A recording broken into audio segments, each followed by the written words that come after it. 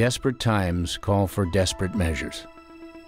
In the most desperate hours of World War II, 80 volunteers stepped forward to try that which had never been done before, to launch one of the most daring raids in aerial combat history by flying fully loaded medium-range bombers from the deck of an aircraft carrier. It was a single mission of only 16 bombers. Its primary objective was to raise the morale of a nation stunned by the surprise attacks and sweeping conquests launched by the Japanese in December of 1941 by doing what was thought to be impossible at the time, bombing the Japanese home islands. As fate would have it, when they left the deck of that carrier in the nearly gale-force winds of an early April morning, the Doolittle Tokyo Raiders would do far more than boost morale. They would trigger a series of tactical errors by the Japanese High Command, errors destined to change the outcome of World War II in the Pacific. 80 men, 68 years later, only 6 of them are still with us. Yet, their tradition dictates that all 80 of them gather, either in body or spirit, every year on the anniversary of that heroic and historic mission. Richard E. Cole, 95, from Dayton, Ohio, is the oldest surviving Raider.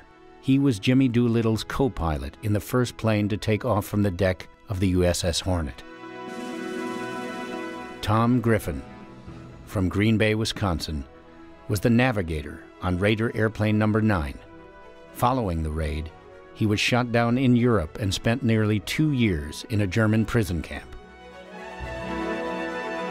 David Thatcher, of Bridger, Montana, is one of 2 Raiders awarded the Silver Star for distinguished gallantry in action, for actions they took to save the lives of the seriously injured crew members aboard his B-25 airplane No. 7.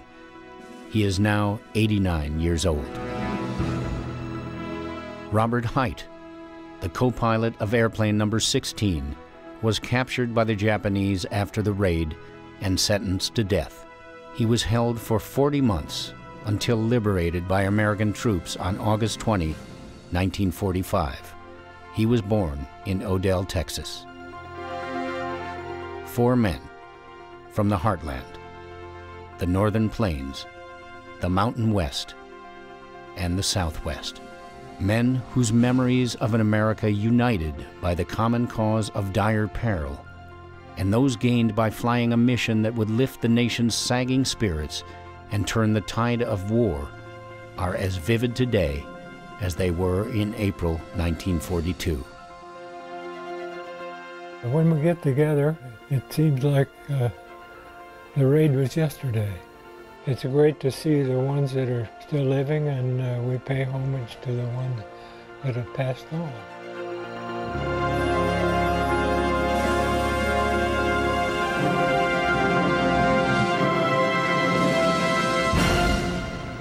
I'm Gary Sinise, and this is Missions That Changed the War.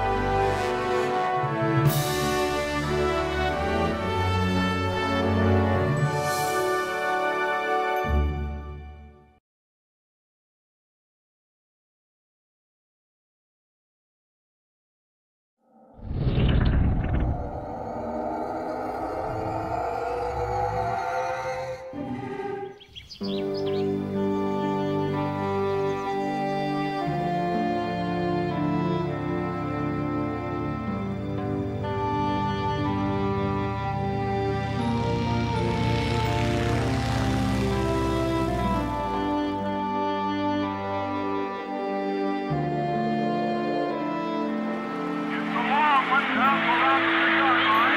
One subject is coming up to a touchdown attack.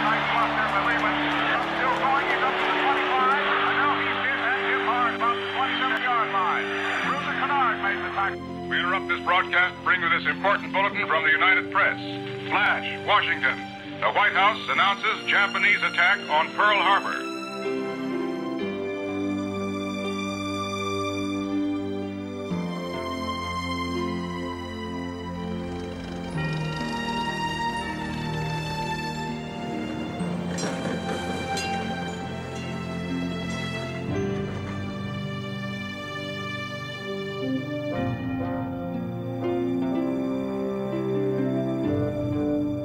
In December of 1941, Dick Cole was a young second lieutenant in the Army Air Corps Reserves, assigned to the 17th Bomb Group at Pendleton, Oregon. On Friday, the 5th of December, he had flown to March Field near Riverside, California on a 3-day pass. We're given what they used to call an open post, where you get like a 3-day pass. We were in Hollywood at the time the Japanese had attacked Pearl Harbor. On getting the notice that that had taken place, we immediately reported back to March Field and took off and went back to Pendleton. And from Pendleton, they divided the group up, and we went on submarine patrol, flying out of Seattle, Portland, Everett, Washington. And we did that until about first or second week in February. While Tom Griffin was majoring in political science at the University of Alabama, he went through the ROTC program. After graduation, he spent a year with an anti-aircraft unit based at Fort Sheridan, Illinois. In 1940, he transferred to the Army Air Corps and was trained in celestial navigation. In January of 1941, he too was assigned to Camp Pendleton, Oregon. They didn't have room for the officers out at the field at Pendleton, so we went into town and the townspeople rented bedrooms to quite a number of the Air Force officers. And somebody came in about 3:30 in the afternoon and came rushing in the room and said, "Isn't it awful?" And we said, "What do you mean awful?" And they told us about this attack on Pearl Harbor. That's the first we knew of it. It's an odd thing. That night, we went downtown and went to a movie theater. There was a movie on we wanted to see. And while we were watching it, they stopped the movie and a man came up on the stage and said, "All airmen from the field are ordered to report to the field immediately." But we got up and departed and went back out to the field, where our colonel gave us a little pep talk about what had happened and what was going to be expected of us, you know, that sort of thing. So that was my Pearl Harbor day. After graduating from Spring Lake High School in Earth, Texas in 1937 and completing 3 years of college, Robert Height enlisted as an aviation cadet at Lubbock, Texas on September 9, 1940. He got his pilot's wings on May 29, 1941. He too was assigned to the 17th Bomb Group at Pendleton when Pearl Harbor was attacked. David Thatcher was 19 years old when he went from his father's dairy farm in Billings, Montana to Missoula to enlist in the U.S. Army because he wanted to get away from dairy for a while. He was in airplane mechanics school in Lincoln, Nebraska on December 7th, 1941. There was 20 picked from the 17th group, 5 from each of the 4 squadrons that went there to go to airplane mechanics school. So some of us were in the movie then. That was Sunday, so when they came out of the movie in the afternoon, we heard it had been bombed. No one expected something like that. The December 7th, 1941 was a Sunday. And Sundays in flying school, when I was in advanced flying training at Victoria, Texas, 3 or 4 of us decided to go downtown Victoria and have lunch down there instead of eating in the mess hall. The base we were on was brand new. We had the BOQs were primitive, and the mess hall was not in good shape, and so we took the chance to go and get a nice lunch downtown. Well, one of the fellas had a car, and we were allowed to have them by that time in our training. If you were about to graduate, you could buy a car if you had the money to do it. And he had a radio in it. which I'd never seen before, in an automobile. And we were riding around, getting back to the base, and the thing said that there was something had happened in Hawaii. And we just shrugged our shoulders. We didn't know what it was. And we never really didn't know much about Hawaii.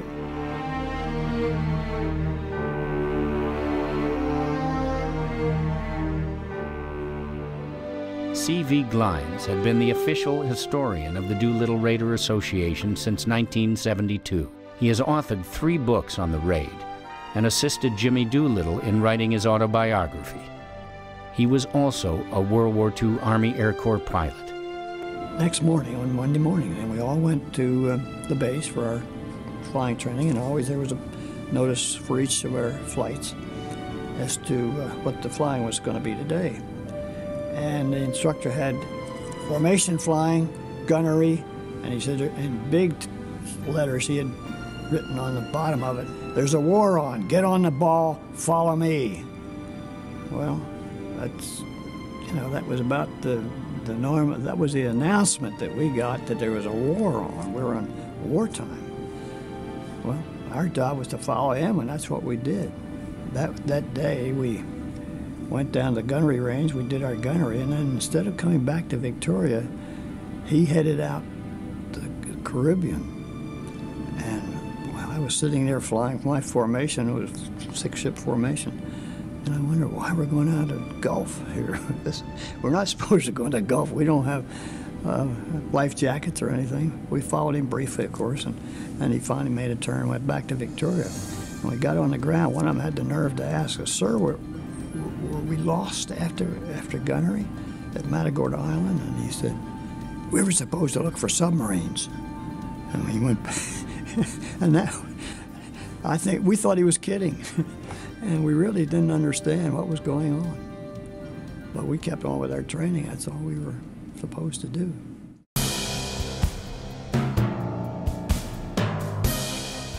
In his now memorialized speech to Congress on December 8, 1941, asking for a declaration of war, Franklin D. Roosevelt called the attack on Pearl Harbor unprovoked and dastardly. In Congress, only Montana Congresswoman Jeanette Rankin, the first woman to be elected to the United States House of Representatives, voted against entry into World War II.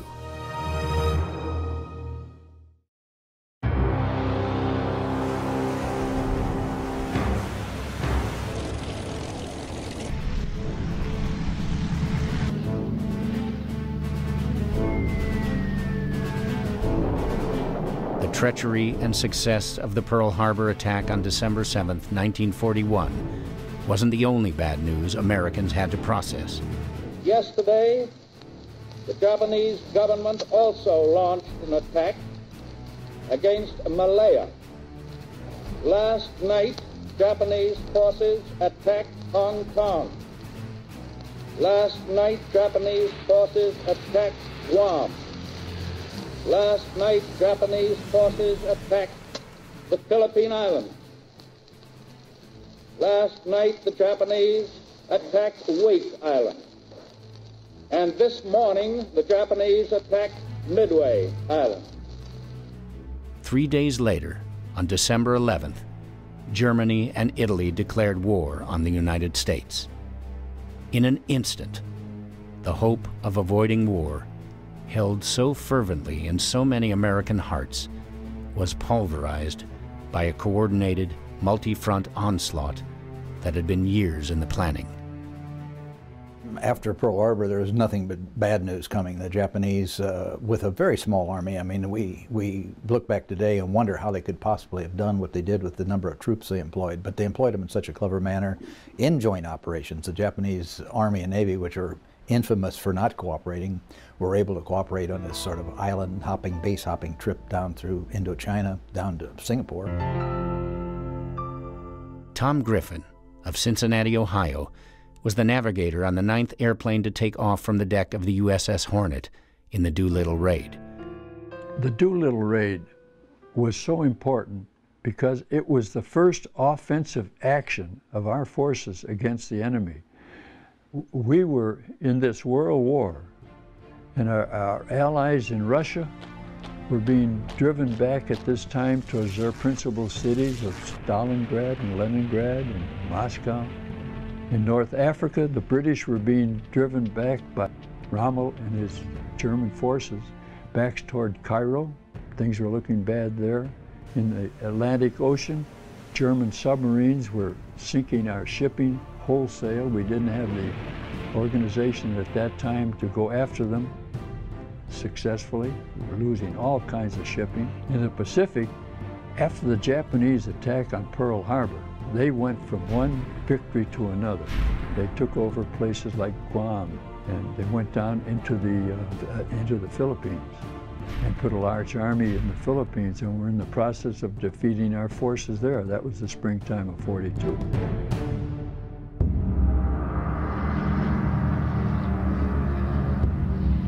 On December 7, 1941, a complete sense of betrayal consumed millions of Americans who had been arguing and demonstrating against America's entry into wars in either Europe or the Pacific.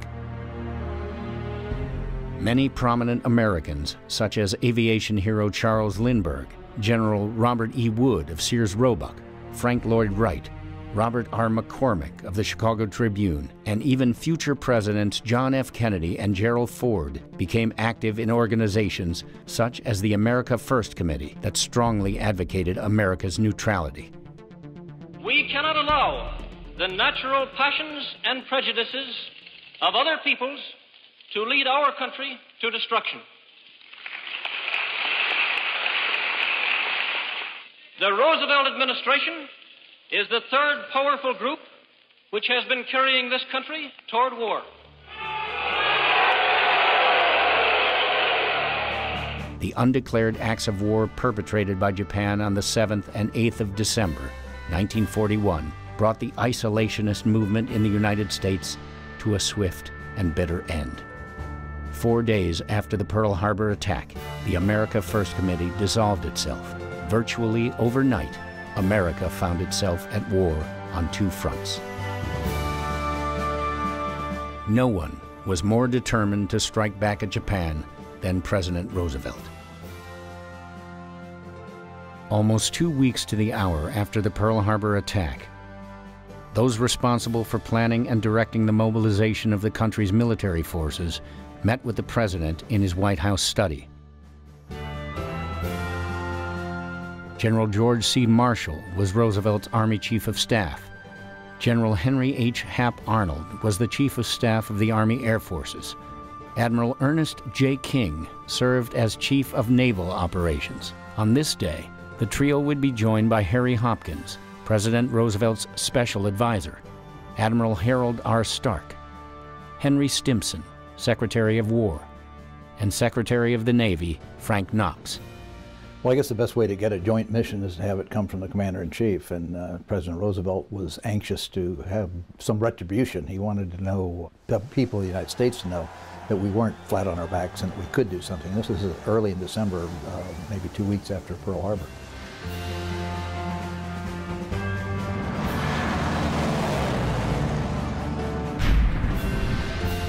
Roosevelt emphasized that he wanted a bombing raid on the home islands of Japan as soon as possible.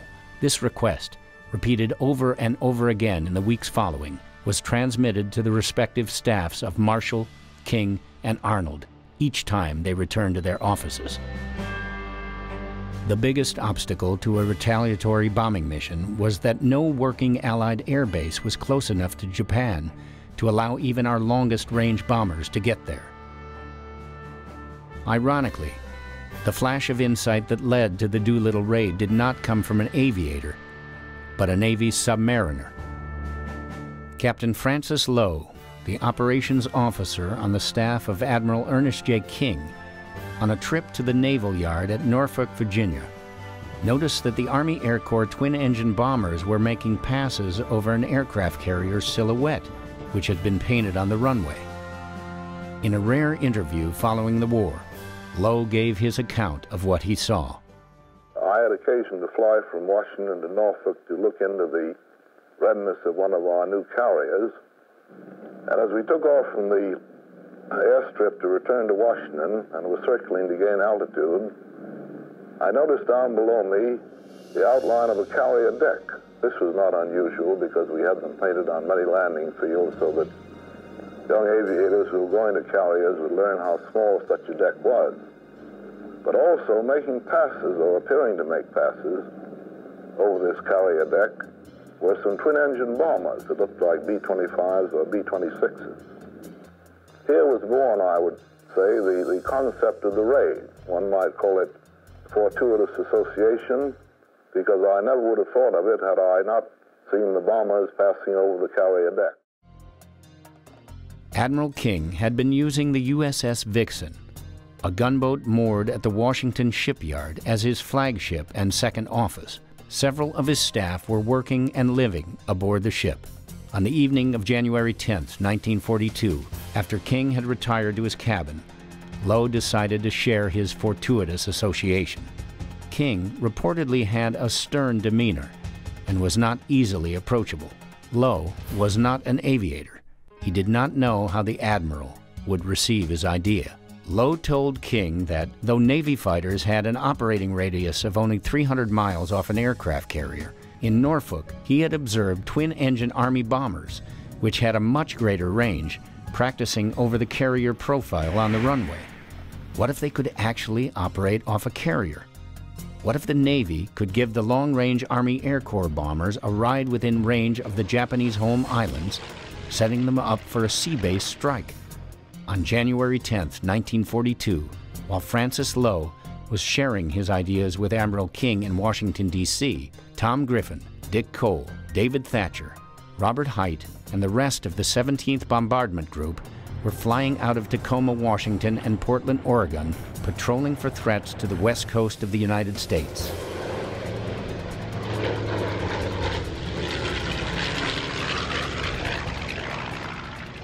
At the time of Pearl Harbor, we spent the next 6 weeks, our group, flying out from Tacoma, Washington, and Portland, Oregon, looking for whatever might show up. The Japanese had attacked Pearl Harbor, and as far as we knew, they would come and attack the west coast of America.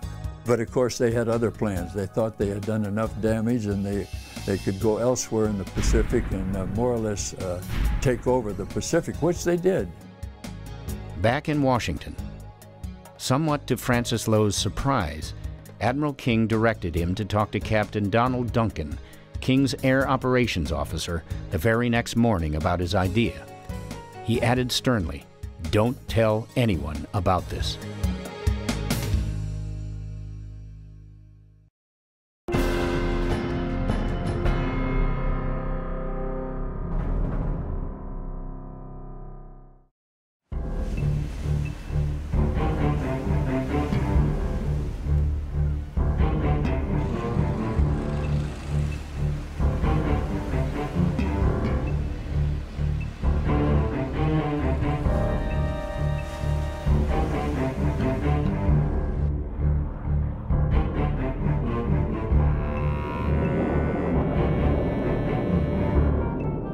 In the wake of the attack on Pearl Harbor, President Roosevelt pressed the U.S. military for a plan to strike back against the Japanese homeland. Francis Lowe, a Navy captain, after watching twin-engine bombers making passes over the outline of an aircraft carrier on a runway near Norfolk, Virginia, suggested a bombing strike might be possible from the deck of a carrier. Admiral King, Chief of Naval Operations, told Lowe to explore the idea with Donald Duncan, his air operations officer, and he told him something else. Don't tell anyone about this.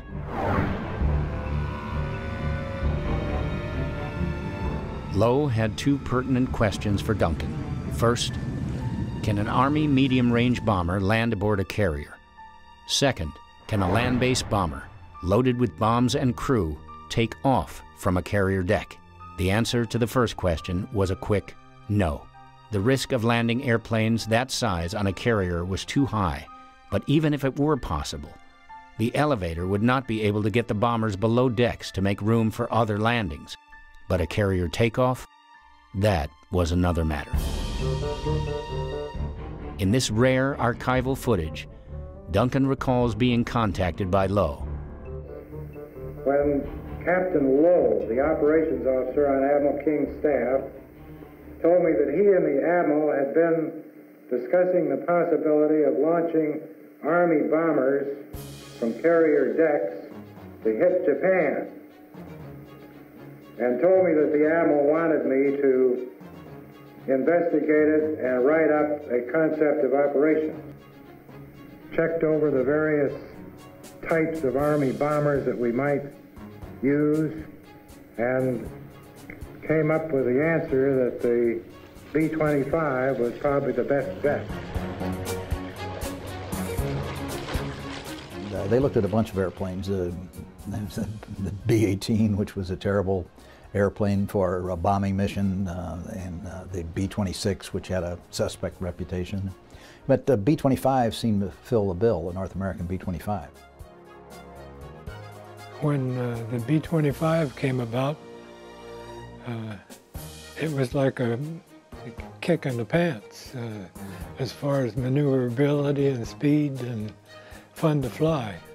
The Mitchell B-25 was one of the iconic success stories of World War II.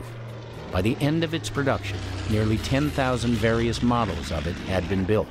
It was used by the Allied air forces in every theater of the war.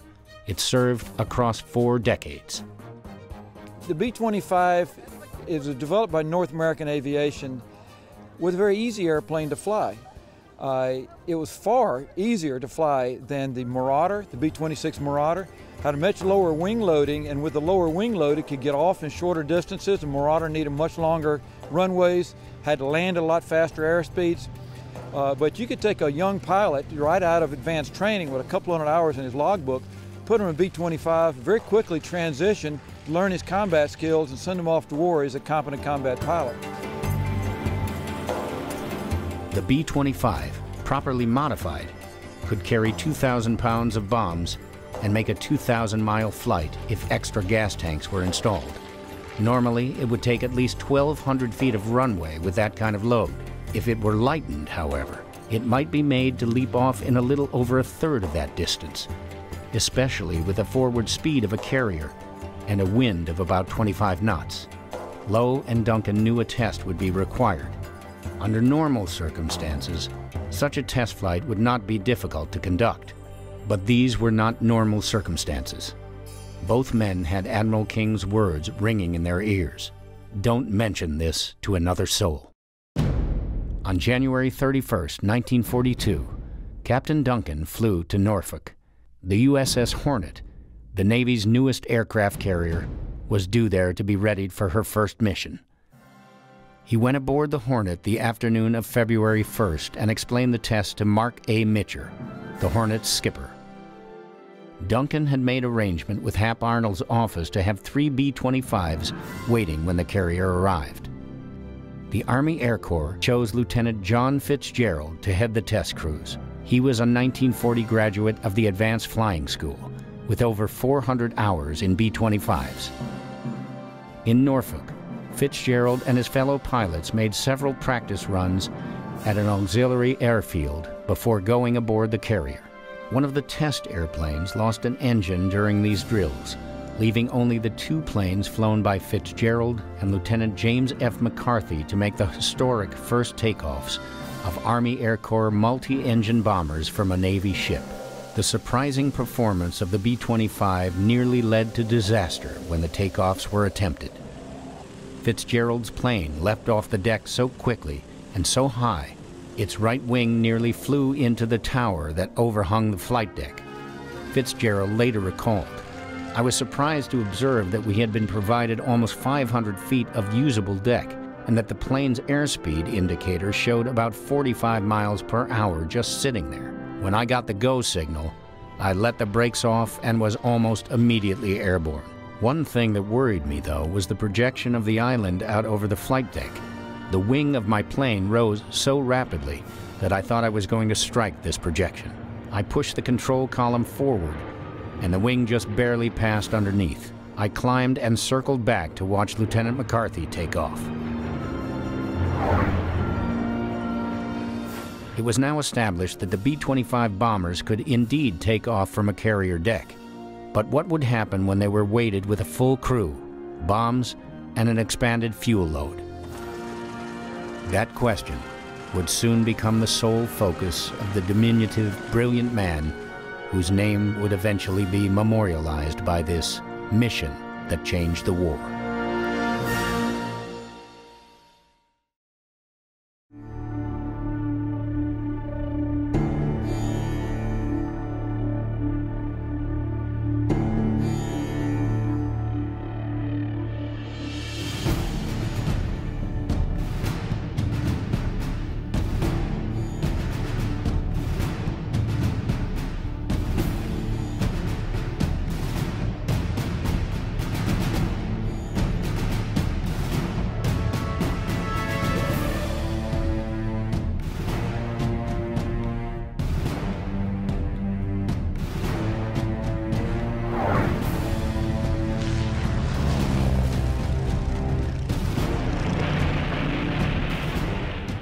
Immediately following the attack on the U.S. fleet at Pearl Harbor, Hawaii, President Franklin D. Roosevelt began pressing his military leadership for a plan to conduct a retaliatory airstrike against the Japanese homelands.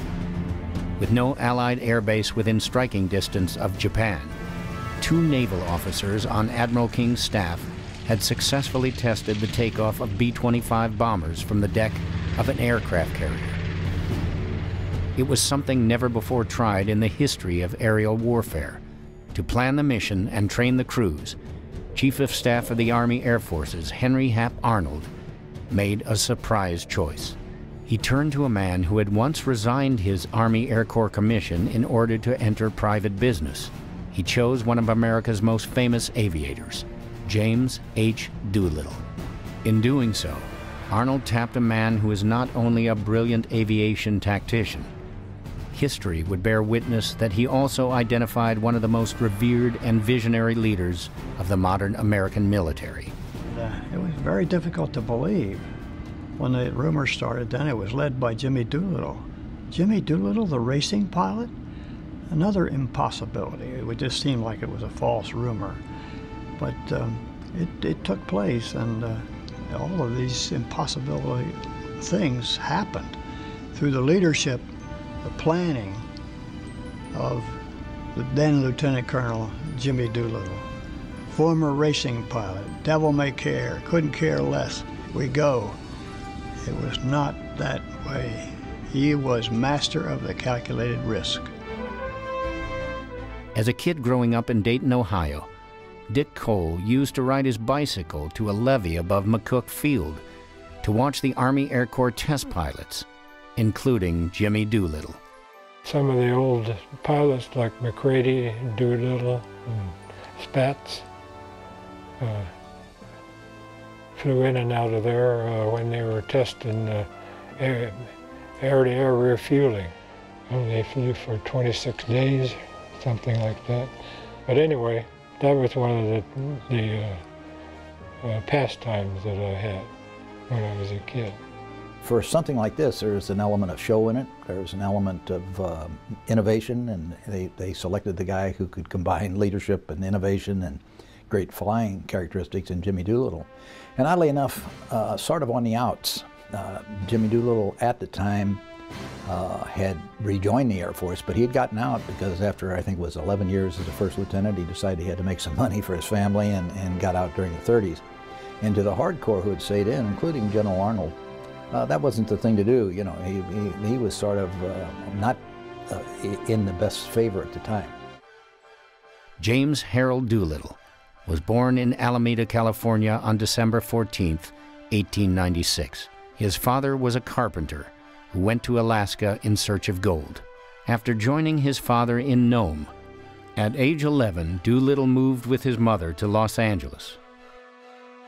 In 1917, at the age of 21, Doolittle, who had had a brief career as a professional boxer, enlisted in the Army Signal Enlisted Reserve Corps to train as a pilot. He was quickly promoted to lieutenant. He served in the Army Air Corps from 1917 to 1930, when he became a major in the Army Air Corps Reserves. Flying was Jimmy Doolittle's passion. In 1922, he made the first cross-country crossing in under 24 hours.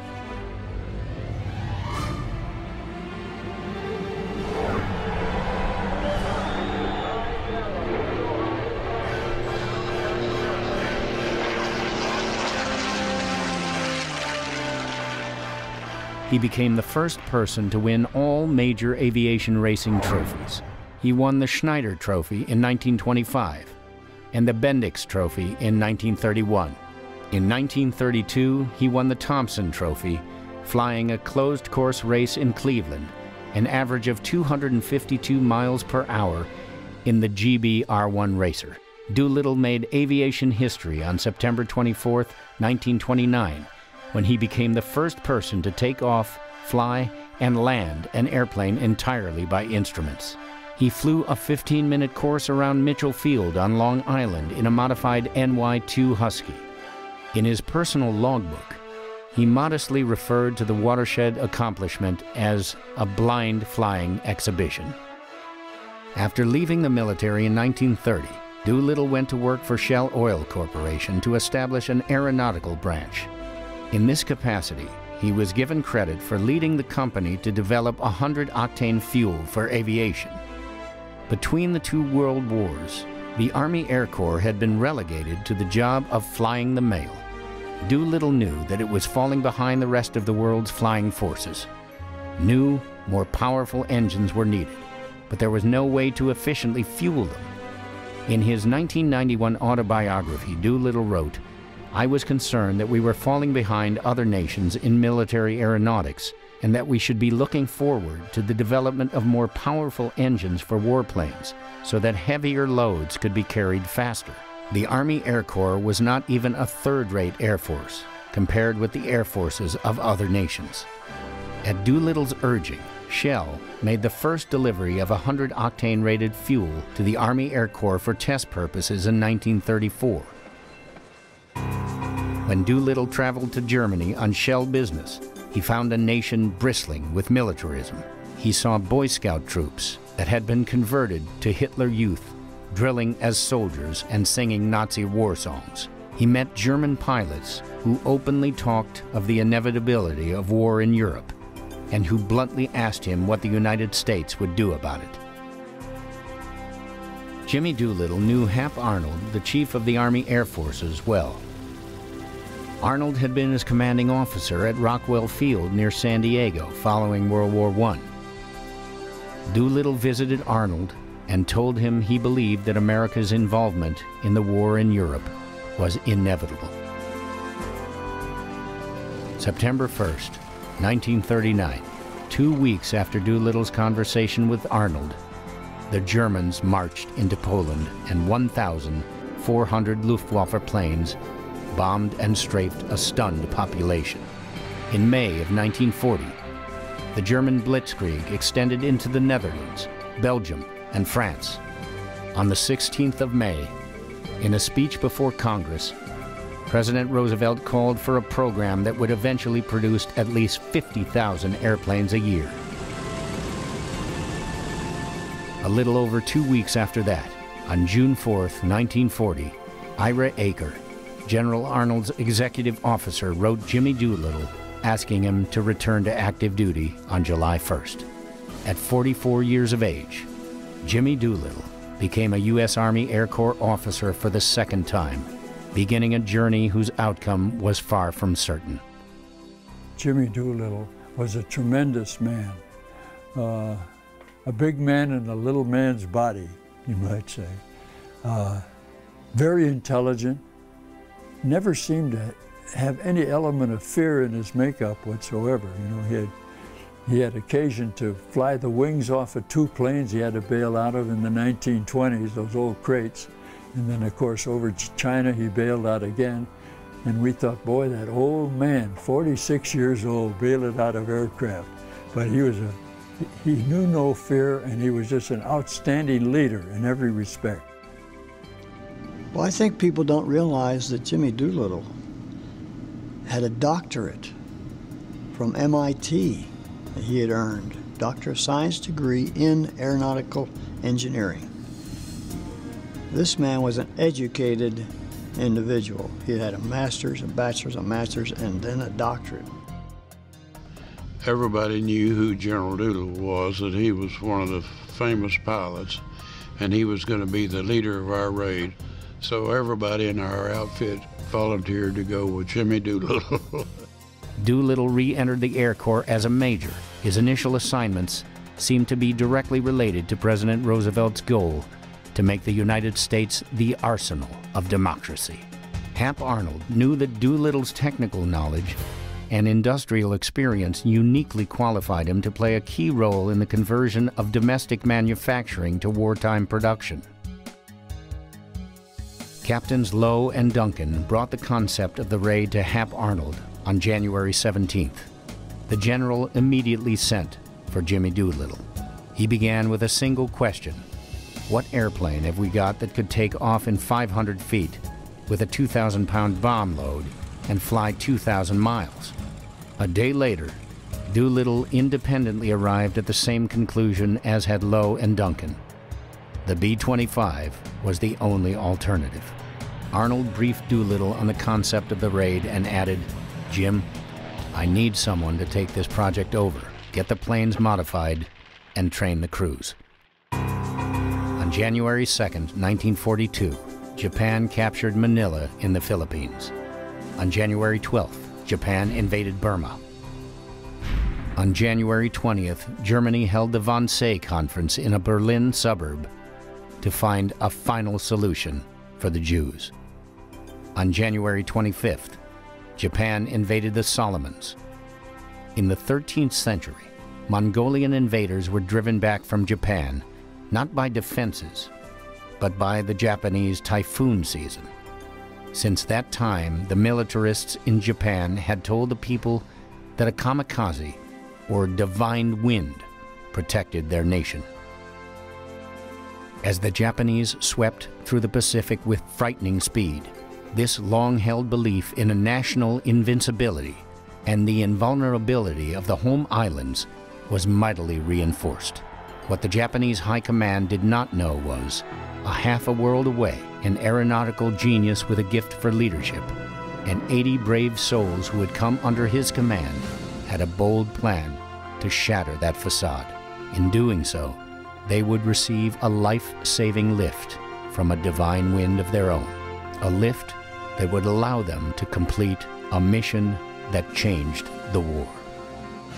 When they announced that they wanted volunteers, the whole group volunteered, including the group commander.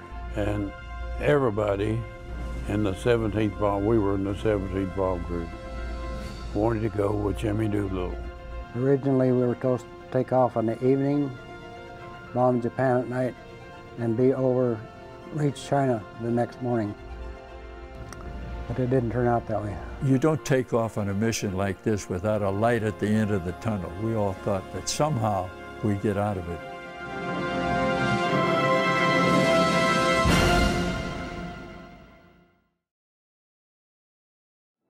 Since the U.S. entry into World War II on December 8, 1941, the conflict had gone badly on every front. On January 2, 1942, Japan captured Manila in the Philippines. On January 12th, Japan invaded Burma. Germany had aligned itself with Japan and declared war on the United States. On January 25th, Japan invaded the Solomons. America was desperate to do something to slow the Axis juggernaut. President Roosevelt knew that American morale was flagging. He was interested in launching an aerial strike against Japan's home islands. Americans wanted retribution for the sneak attack on Pearl Harbor. Military leaders wanted to demonstrate to the Japanese High Command that we had the ability to reach their civilian population. In early January 1942, the Navy and the Army jointly conceived a daring plan to transport Army Air Corps B-25 twin-engine bombers within striking distance of Japan by aircraft carrier. Launching such a strike from a carrier had never been tried before. The risk would be enormous. To lead the mission, Chief of the Army Air Forces, Henry H. Hap Arnold, tapped one of America's most famous aviators, a man who had resigned his Army Air Corps commission in 1930, but returned to active duty 10 years later at age 44, James H. Doolittle. Arnold wrote, "The selection of Doolittle to lead the nearly suicidal mission was a natural one. He was fearless, technically brilliant, a leader who not only could be counted upon to do a task himself if it were humanly possible, but could impart that spirit to others. Doolittle would impart that spirit to men like Tom Griffin, David Thatcher, Dick Cole, Robert Hite, and 75 other members of the Army Air Corps 17th Bombardment Group in order to execute the Doolittle Raid, one of the most daring missions in the history of aerial combat, a mission that was destined to change the outcome of World War II.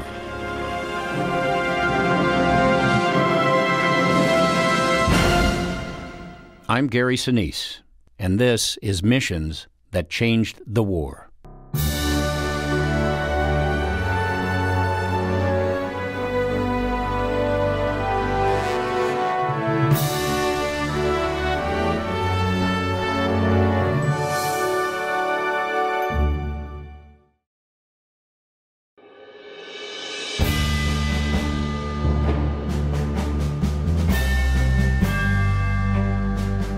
In the third week of January 1942, Hap Arnold told Jimmy Doolittle that he and Navy Admiral Ernest King had decided on a target date of April 1st, 1942, for the departure of the aircraft carrier USS Hornet for Japan. The Navy's newest carrier would carry up to 20 of the Mitchell B-25s. Dick Cole eventually became Doolittle's co-pilot on airplane number 1. That's one of the things that I think people should remember about Colonel Doolittle. He actually assumed command of the mission on the 17th of January. You know, they had already pre-selected the launch date of 19 April.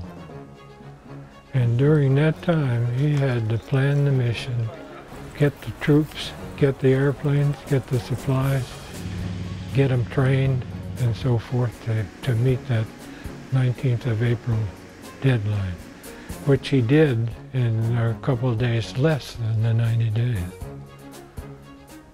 In addition to that, he flew the mission. Doolittle would later write, "I had my verbal marching orders from Hap and his authority to get the job done. That was all I needed. I called the assignment Special Aviation Project Number 1. After his re-enlistment in the Army Air Corps, Doolittle was given exclusive use of a Curtiss P-40 Warhawk, in which to fly himself to his far-flung assignments. Now, he wrote, I took off in my P-40 for Wright Field to lay the groundwork for the job ahead.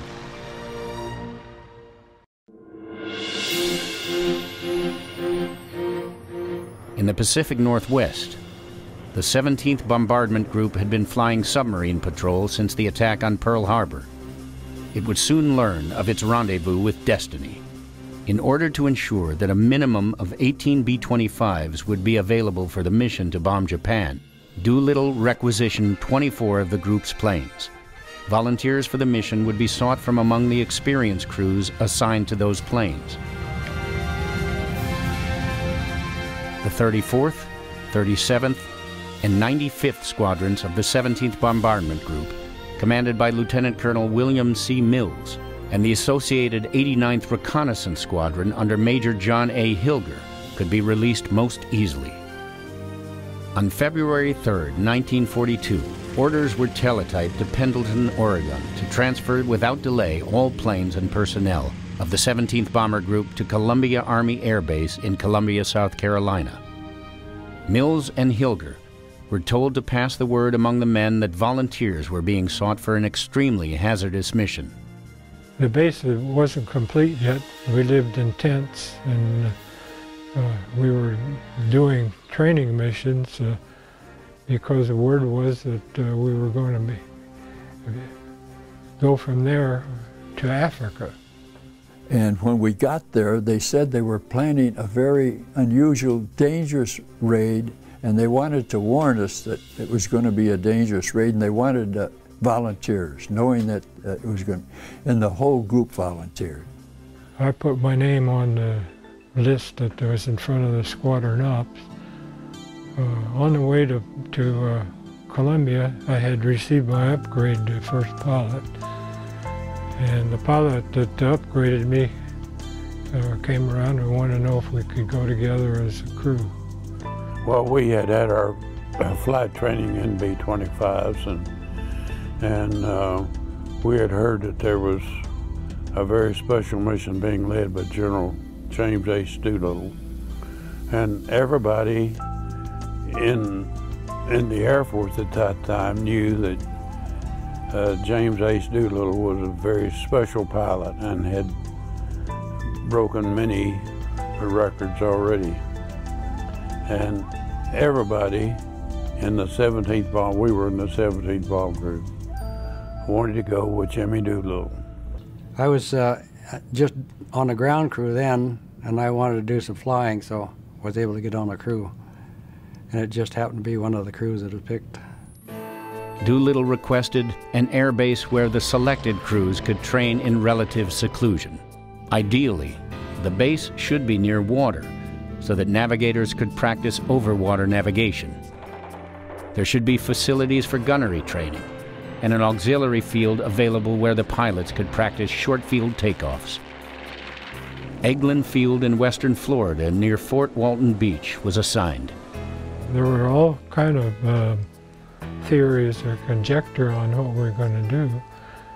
Most of us thought they were going to load us on a carrier and take us to some pre-selected area where we would take off and go and land at a place and start fighting the war.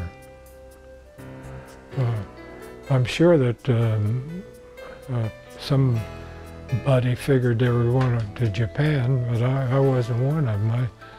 Observant, or whatever you want to call it. The plan for the Doolittle Raid was to recover the bombers launched from the Hornet at an airfield near Chuchao, in a sector of China controlled by Generalissimo Chiang Kai-shek's nationalist Chinese army. If the Navy could deliver the B-25 bombers within 450 miles of Japan, the mission would require them to cover approximately 1,900 miles in the air to make it to China. Doolittle needed to increase the range of the airplanes to 2,100 miles. That meant extending the standard 1,300-mile range of the B-25Bs flown by the raiders by some 800 miles.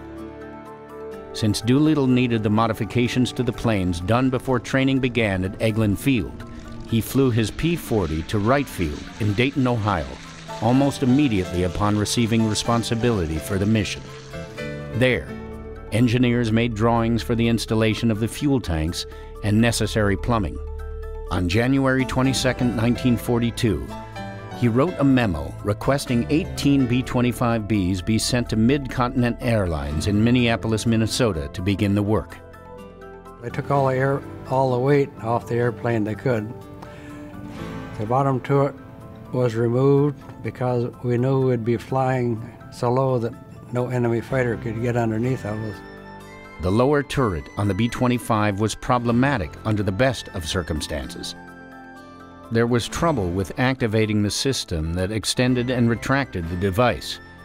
The attitude of the gunner and the operation of the sight were difficult, making it impossible to train gunners in time for the raid. Doolittle said, "A man could learn to play the violin good enough for Carnegie Hall before he could learn to fire that thing." The turrets were removed. They took all the oxygen equipment out to lighten the airplane. We wouldn't be needing that. Took most of the radio equipment out because we had to fly silent.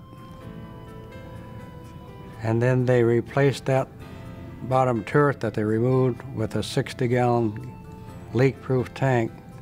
That's one that a bullet will go through and then it'll self-seal. Doolittle's plan was to avoid detection by flying the entire mission at extremely low altitudes. Below 10,000 feet, oxygen for the crew is not required. Therefore, the oxygen systems were considered expendable for the raid. There's a crawlway between the top of the bomb bay and the top of the airplane, just enough distance in there so a person can crawl through there. They put a collapsible rubber tank in there, and it held over 100 gallons, and we still had room for 400 or 500 pound bombs below that tank. In addition to the auxiliary tanks installed in the airplanes, the plan called for 12 5-gallon gas tanks to be handed up to the engineers just before the B-25s departed the Hornet's deck for Japan. How much difference could the 5-gallon gas cans make? The Doolittle Raiders' plan would use fuel mixture at RPM settings that minimize their fuel consumption throughout the mission. At those settings, the B-25s were likely flying a little more than 150 miles per hour, using approximately 103 gallons of fuel each hour.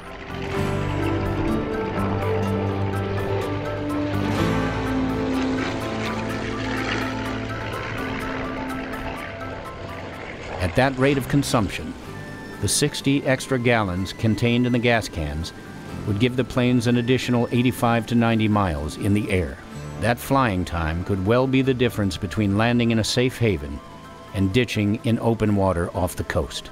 As events unfolded, for most of the raiders, the gas cans would make the difference between life and death.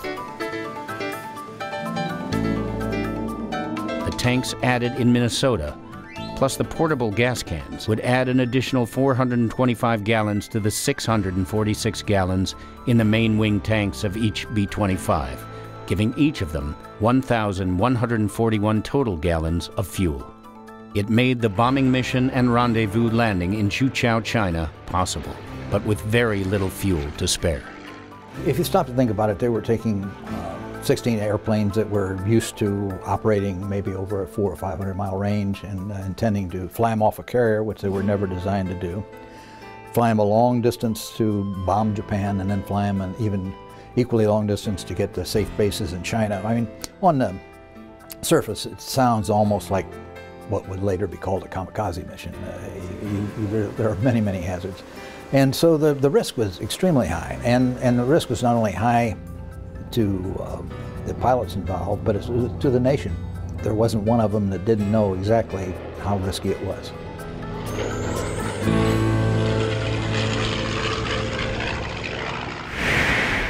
There was enormous risk, but there were other reasons why the Doolittle Raid was designed the way it was. Top secret reasons.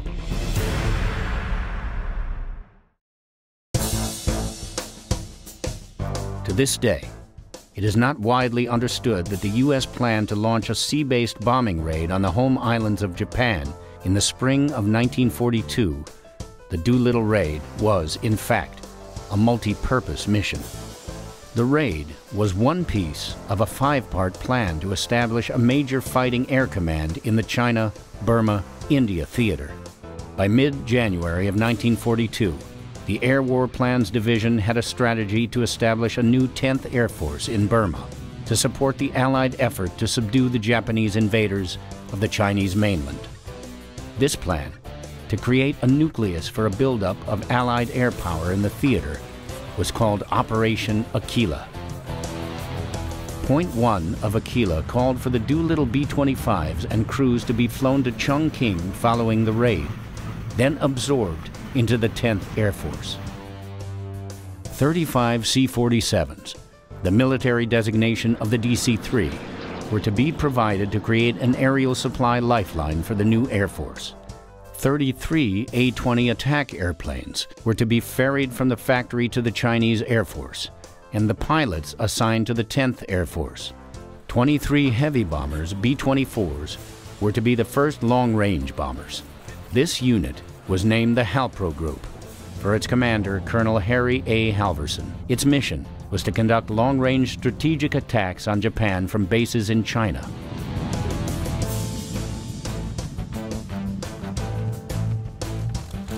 Finally, 51 P-40 fighters were to be assembled in West Africa, then ferried to China for Claire Chennault's Flying Tigers.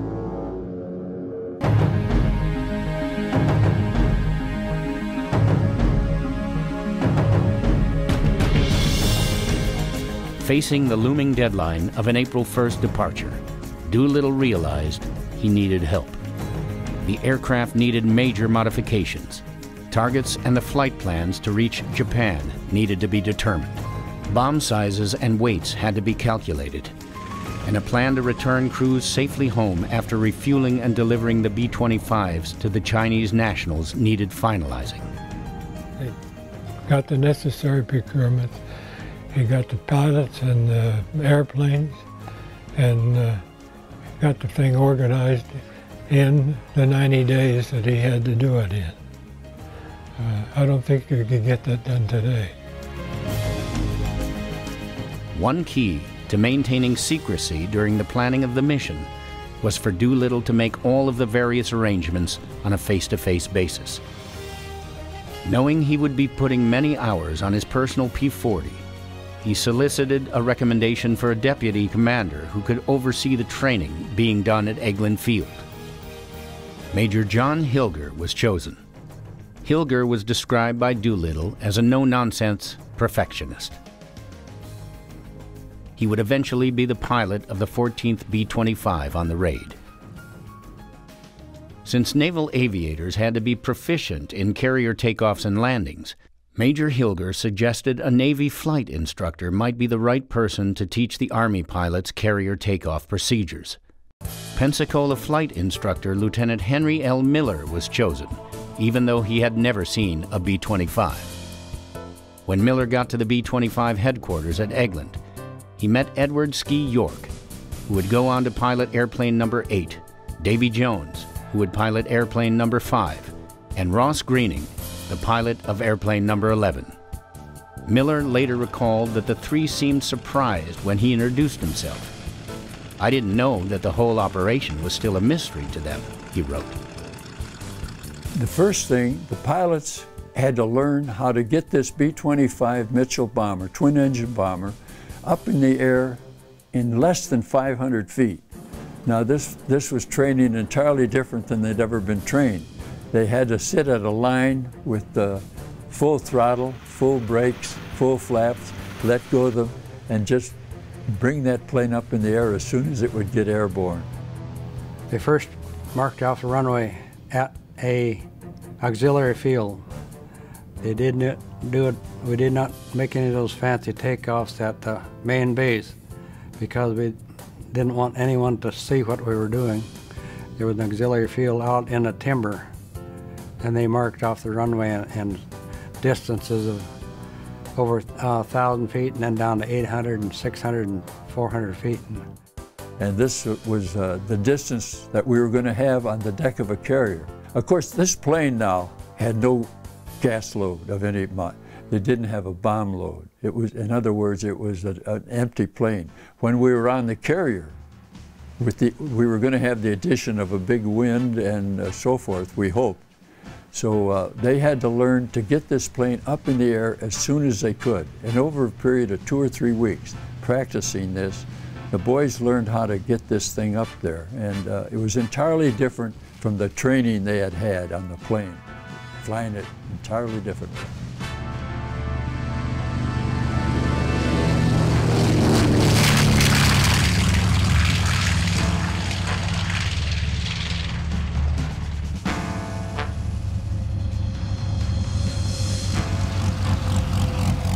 On March 3, 1942, less than a month before the targeted departure date for the mission, Doolittle landed at Eglin Field and assembled the 140 men who had been assigned to the project. He came to Eglin Field after the crews were gathered, made a speech telling us what we would be doing, but he didn't discuss the destination or any part of it. He said it was a dangerous mission and that he was satisfied with the training that we had received, and that if anybody wanted to back out, they could with no questions asked. Nobody backed out. As a matter of fact, when they announced that they wanted volunteers, the whole group volunteered, including the group commander. And the fact that he was who he was, manner of speaking, he came across to you as somebody as that if he's going to lead this mission, well, I'm going to go, because he sounds like a good leader. The first thing he emphasized to us was we were going to train for this very secret mission. And if the word got out that what we were planning on doing, we would never reach our target. That was the main thing he emphasized to us. Secrecy, don't talk any place off this base. And I think our boys did a very good job of that all through the whole thing. Most of our people didn't know exactly where they were going to go. They knew that we were going to take off from the deck of a carrier, but they didn't know. There was something else the trainees from the 17th Bombardment Group did not know. Doolittle's superiors considered him too valuable to send on such a high-risk mission. Jimmy Doolittle was appointed to plan the operation. He was not scheduled to fly on the Doolittle Raid.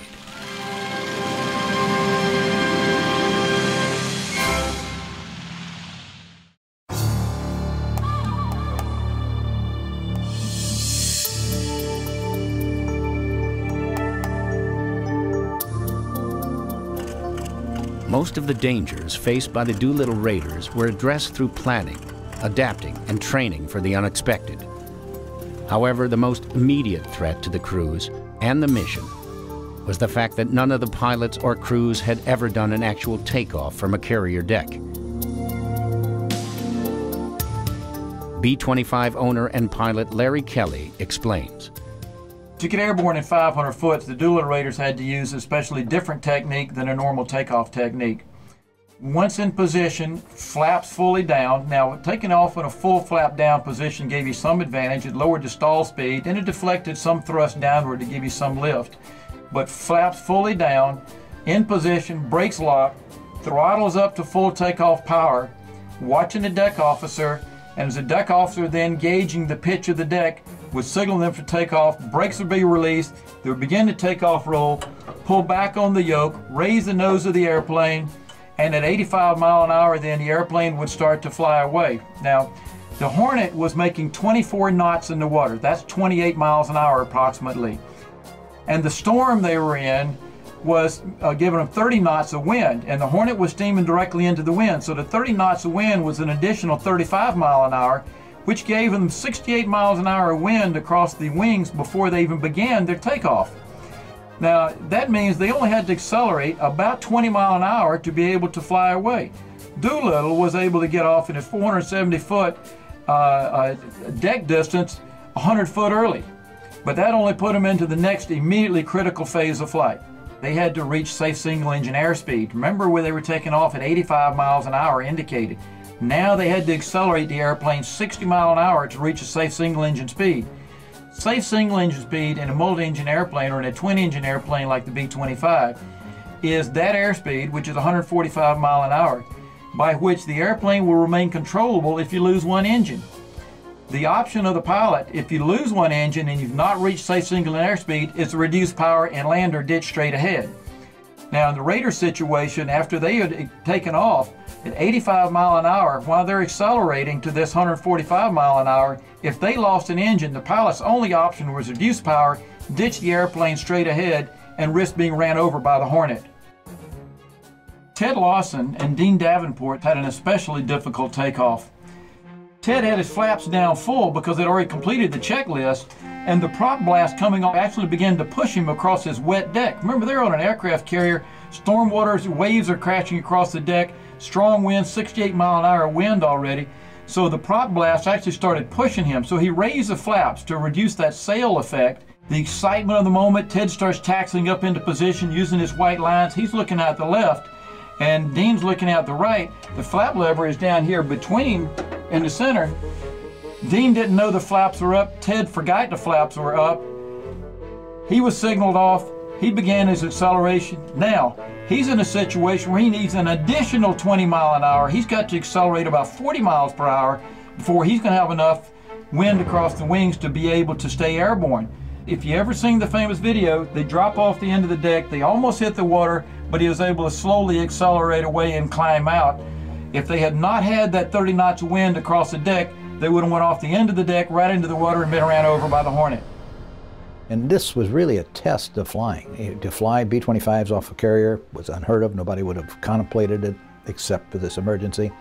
And in actual fact, you had to be a pretty good pilot to get it off. It would have been easier to have lost one or two of those airplanes on takeoff from a carrier. I mean, there's no question that unless they were properly trained. And so you needed a man like Doolittle who could see all the parameters of the mission and then inculcate in the people following him the desire to make the mission.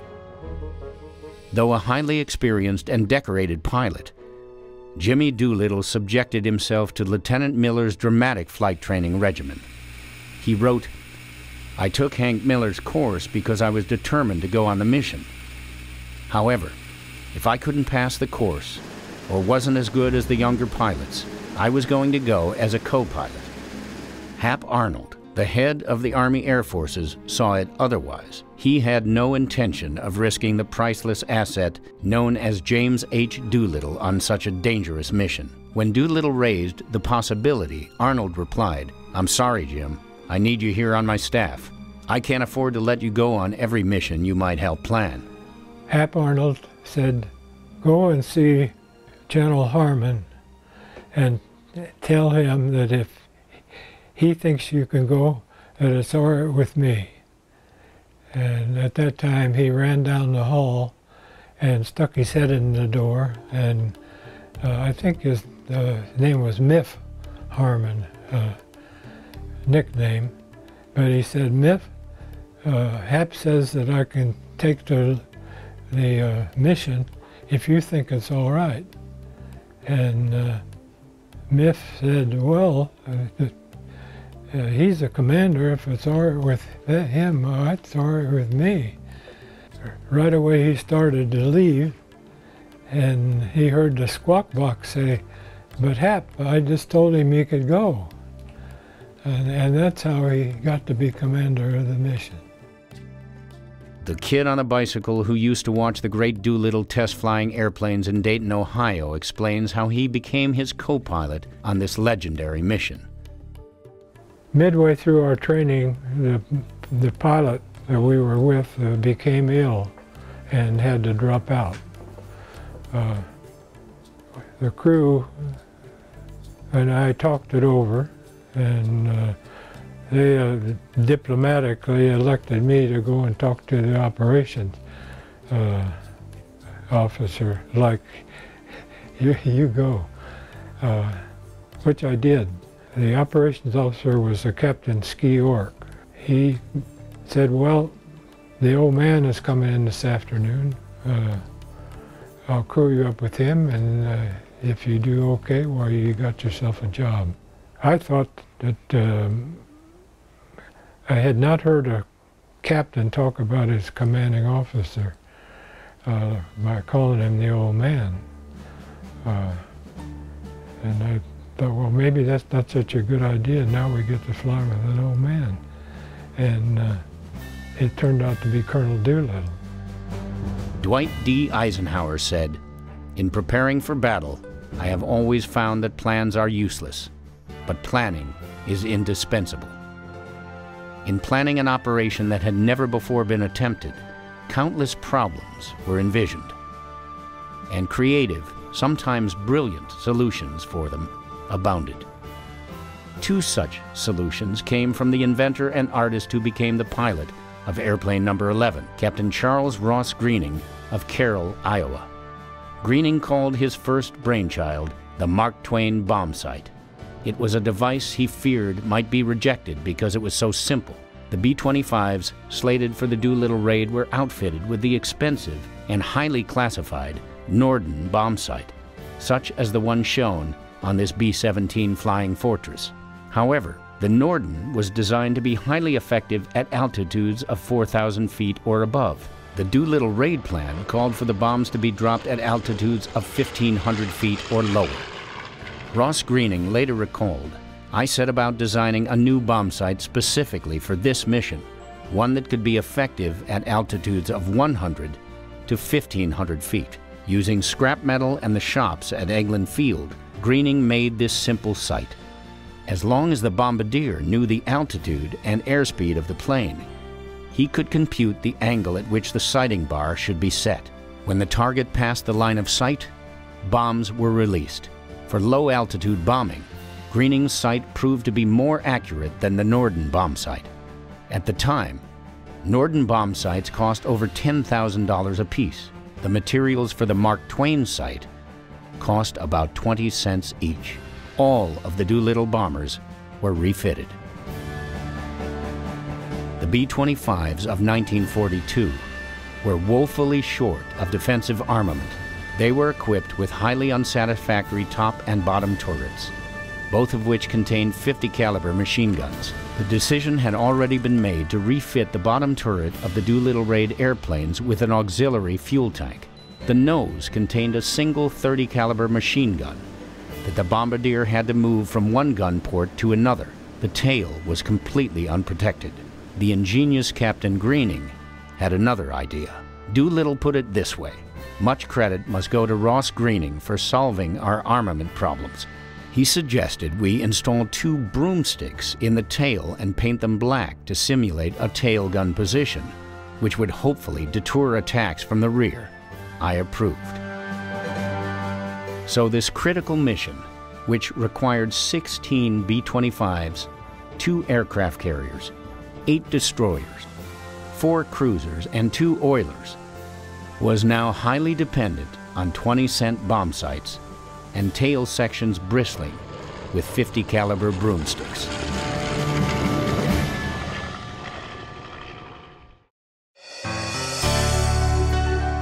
Less than a month before the Doolittle Raiders were going to board the Hornet, the maps that the crews would require and the identifying of the targets in Japan remained to be done.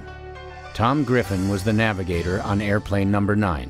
It just happened that I got a bit of a break, I guess you'd say. Another fellow named Davy Jones and I, in early February, were sent up to Washington, D.C. to work with Air Force Intelligence. Now, we worked with 2 men there. They changed the lock on the door, and they were told to just cooperate with us, get what we were asking for, and don't ask any questions. So we spent about 10 days getting all the maps and charts of Japan and China that 20 crews were going to need, and we had to know the exact location of potential military and industrial targets that we might use, so we could know just where to send our boys.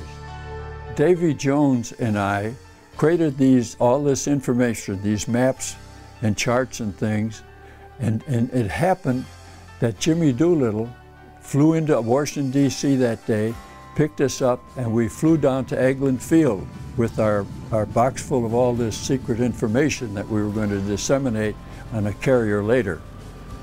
There was one facet of the planned raid that was seemingly beyond Jimmy Doolittle's control: the plan to recover the bombers and their crews in China. The plan was that a plane was to come from Chongqing, the headquarters of the Chinese, land at a field called Chuchao with a sufficient gas to gas our planes up so we could take off and fly into interior China. The political and military conditions in China were such that Hap Arnold did not believe he could share the full details of the Doolittle Raid plan with anyone in the country without compromising the mission.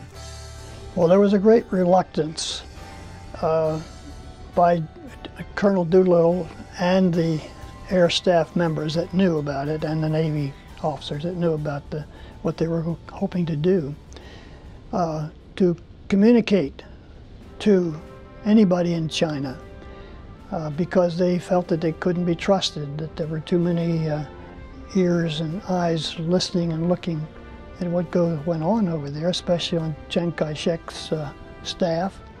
And so they decided to keep it as secret as possible, but to make requests for information or for example, having gas available for the aircraft to refuel when they got to China, and also to have a beacon placed at 2 or 3 of the bases, and so that they could home in on it. The aircraft, when they reached the Chinese coast, could home in on radio beacons to find the airport where they could land and be refueled, and then proceed to Chongqing, which was the ultimate destination.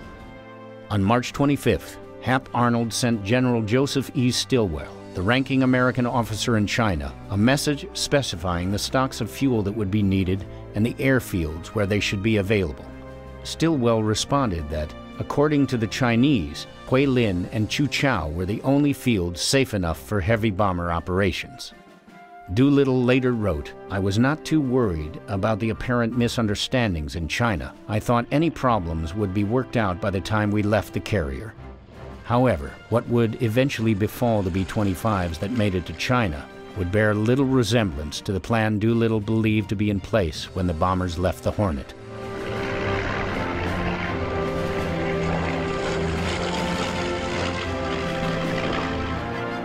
In the 3rd week of March, Navy Admiral Nimitz's staff wired a message to Washington that contained a pre-arranged code phrase: "Tell Jimmy to get on his horse." Those 7 words meant it was time for the planes and crews to leave Eglin Field, Florida for the air depot at Sacramento for the last-minute checks on each airplane before flying on to San Francisco to be loaded aboard the Hornet. On the morning of March 23rd, Jimmy Doolittle called all the crews together and told them to get ready to move out. Those who would not be going on the mission were sent back to Columbia with this admonition from Doolittle: "Don't tell anyone what you were doing here at Eglin.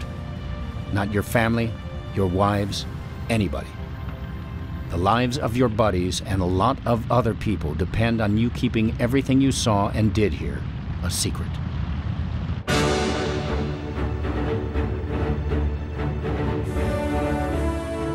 "22 airplanes and flight crews had been readied for the mission. Every man who trained to fly the mission was going aboard the Hornet for backup's sake and to ensure the security of the mission.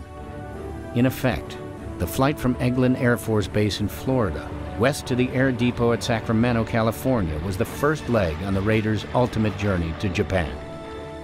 Sacramento was supposed to be a routine stop for minor adjustments and last-minute maintenance, but it turned out to be an experience that Jimmy Doolittle reduced to just 5 letters. At Seattle, the mishandling of the precisely tuned B-25s and the slow pace of the work caused Doolittle to call Washington. He refused to talk to anyone but Hap Arnold. Though Arnold intervened, the stop in Seattle likely caused one B-25 to burn excessive amounts of fuel. Its crew had to make an unplanned landing in Russia, where they were imprisoned. On April 8th, the Enterprise and its task force, under the command of Admiral William Bull Halsey, would depart Pearl Harbor for an April 12th rendezvous with the Hornet in the Pacific. At latitude 38 degrees 0 minutes north and longitude 180 degrees 0 minutes. From there, they would try to steam through 1,500 treacherous miles of enemy-controlled waters to get within 450 miles of Japan. Perhaps it was the men of the Doolittle Raid Admiral Halsey was thinking about when he later wrote, "There are no great men, only challenges that ordinary men are forced by circumstances to meet." At the time of where this action took place, we were 650 miles out. Having to launch early, right away our fuel became a problem. And our best calculations were that after about 5 hours we were going to run out of gas and we were going to be short of China by about 100 to 150 miles. So I think all of the planes made some kind of a decision. In our plane we thought, well, we're going to be running out of gas. If we see a ship, we'll ditch next to it and they'll take us aboard. And if it's a friendly ship, fine, we'll sail off with them.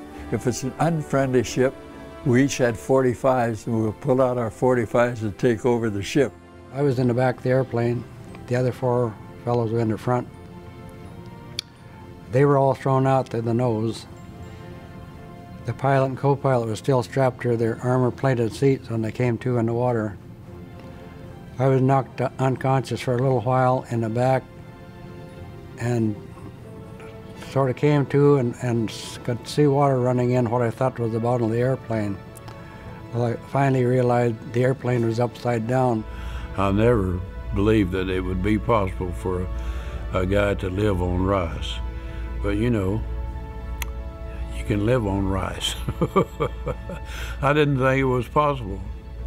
I think they were very scared. They tortured them brutally. They would take iron rods and put them behind the break of the knee, and then they would jump on the thighs, which caused, obviously a great deal of pain. Outside there was a lot of wind, rain, and lightning, and you were going to have to go through that hole into a foreign country, and then having any idea where you were or anything about it. To me, that was the scariest time.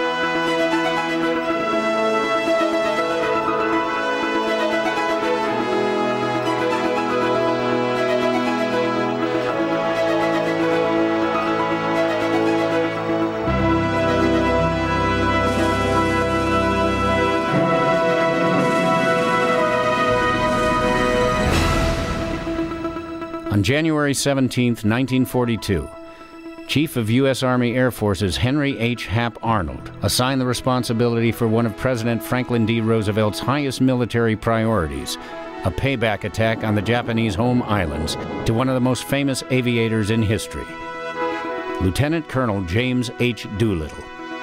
In a mere 66 days, Doolittle had identified the airplanes that could be modified to launch a carrier-based attack some 450 miles from Japan,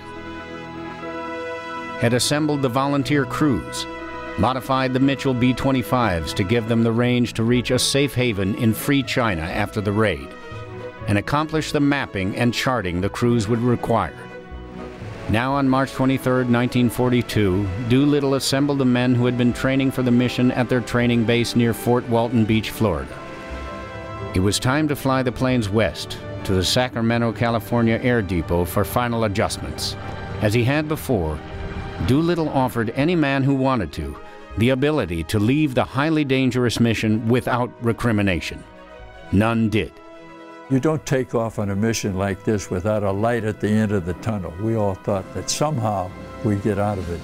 Well, in the training in Florida, we were always flying just above the water all the time, right down over the river valleys and between the trees.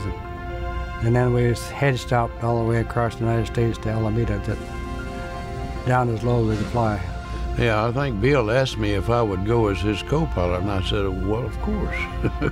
Somewhere along the line, they interject the thing that it was a suicide mission. I don't think it was any more of a suicide mission than the guys taking off from England, going over to Germany. It was just signs of the times, and that's the way it had to be. And that's the way it was, and that's the way it was accepted. I'm Gary Sinise, and this is Missions That Changed the War.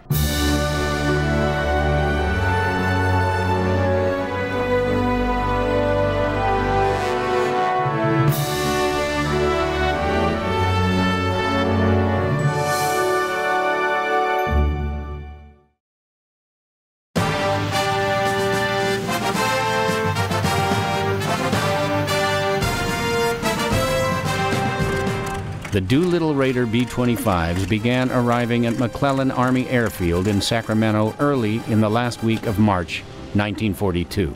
They were already highly modified and carefully tuned aircraft. Doolittle arrived at the air depot on March 26th. He made it clear that no one was to tamper with or remove anything from any aircraft. There were specific tasks to be performed by the civilian personnel at the depot. New propellers were to be installed. 60-gallon gas tanks, not already installed, were to be fitted where the lower turrets had been removed. New covers had to be fitted for the bomb bay auxiliary tanks. New glass navigation windows were to replace the plexiglass type. Doolittle smelled trouble almost immediately. He wrote, "Despite my pleading, the civilian maintenance crews went about their assignments at a leisurely pace. This naturally made me very angry. I told my crews to stay with their planes and watch the work being done." Ted Lawson was the pilot of Raider Airplane No. 7. In his now famous book, 30 Seconds Over Tokyo, he wrote, "All of us were so afraid that they'd hurt the ships the way they were handling them. Yet we couldn't tell them why we wanted them to be so careful. Yet we all kept beefing until Doolittle got on the long-distance phone, called Washington, and had the work done the way we wanted it done." And he called General Arnold in Washington and told him, in effect, build a fire into these guys for me because they're not answering my feelings for urgency. And well, they got the message from General Arnold directly. But it looks as though at least one aircraft, the one that went to Russia, was the one that had the difficulty with carburetors. The technician that was checking it says these things are way out of whack. They're too lean and they've got to be enriched, and so he changed them. And that apparently is the airplane that had to go to Russia because of fuel overburn. On March 30th, just 2 days before the Raiders were due aboard the Hornet, Doolittle said he would be going into San Francisco to have dinner with his wife, Jo. She had been in Los Angeles visiting her ill father. Coincidentally, Doolittle had also received a message to meet that evening with Admiral William Halsey. Halsey recalled, "Our talk boiled down to this. We would carry Jimmy within 400 miles of Tokyo if we could move in that close. But if we were discovered sooner, we would have to launch him anyway, provided he was in reach of either Tokyo or Midway." With a word from General Arnold, the pace of the work of the Sacramento Air Depot picked up. But when an exasperated Doolittle was ready to depart for Alameda to put the planes aboard the USS Hornet, a maintenance officer presented him with a form for evaluating the work that had been done. Doolittle hastily scrawled the word "lousy" across it and stalked off for his B-25. The young officer turned to Doolittle's second-in-command, Jack Hilger, and shouted, "Who does that guy think he is? He's heading for a lot of trouble." "He sure is," Hilger answered. "He sure is." Doolittle had originally requisitioned 24 B-25s for the mission. 2 had fallen by the wayside during training at Eglin Field. 22 airplanes were now bound for the dock at Alameda to be loaded aboard the Hornet. But the room on the deck only allowed for 16 planes to take off. Doolittle had decisions to make. It was interesting how he did that. As each pilot taxied his plane up to where Doolittle was standing, the boss would shout up to the pilot, "Is everything okay with your plane?" And not knowing what an important question this was, if the man says, "Well, my left engine is a little rough," that's all it took. And that's how they eliminated 4 planes. Now, the crews themselves were put on the carrier with us and went across the ocean with it, probably first for security reasons.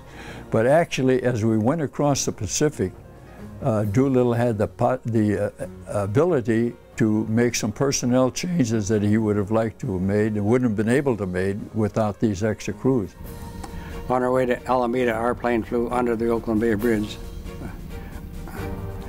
And we got to Alameda and looked down. There was an aircraft carrier there with 5 or 6 airplanes on the deck. So we landed and taxied right up to the dock, right beside the carrier. Then he used 3 eye bolts to screw into the top of the airplane and then used that to hoist the airplane up onto the deck of the carrier. And I had to be in the pilot's compartment to set the brakes when they set down on the deck of the carrier. So I didn't walk aboard the carrier, I didn't walk off of it either. Well, as the number of airplanes took up more and more of the deck, it became very apprehensive on how much of the deck was left for us to take off from. But we had taken off from a dry runway in the same distance, fully loaded, at Eglin. In the actual takeoff, we had the carrier speed wind, we had the natural wind, and I think most of us were pretty confident we could get off. As a matter of fact, Colonel Doolittle wrote in his final report that a night takeoff would have been possible. On April 1st, 1942, the men of the Doolittle Raid walked aboard the Hornet. Waiting for them on the ship was the Navy pilot who had trained them on short field takeoff techniques at Eglin Field, Bill Miller.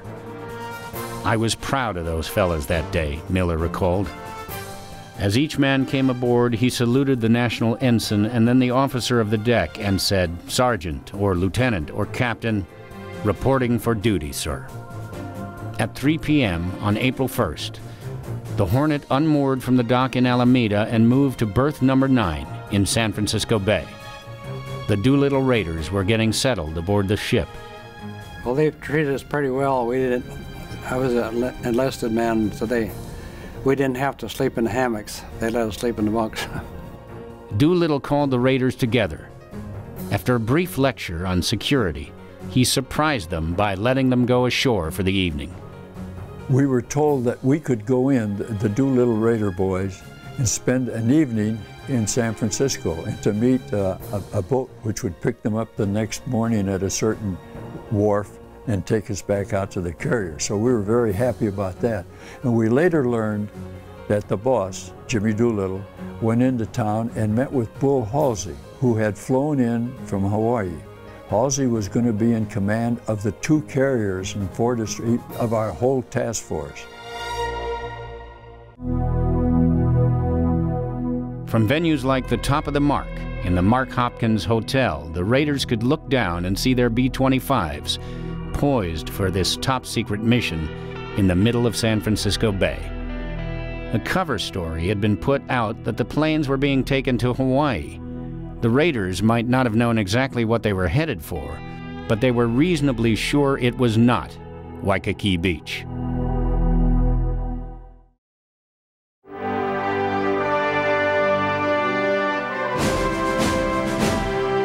The aircraft carrier Hornet steamed out of San Francisco Bay on April 2, 1942, with 16 U.S. Army B-25 Mitchell bombers on her flight deck, and all 22 bomber crews on board. I had never seen a carrier before, and I was really surprised by the size of the thing. 2 cruisers and 4 destroyers, whose job was to protect the vulnerable and valuable carrier, accompanied the Hornet. The task force also included an oiler, a floating gas station, that would refuel the flotilla in mid-Pacific. As the Hornet cleared port, Doolittle called the Army crews together. He told them for the first time where they were going and what they were going to do.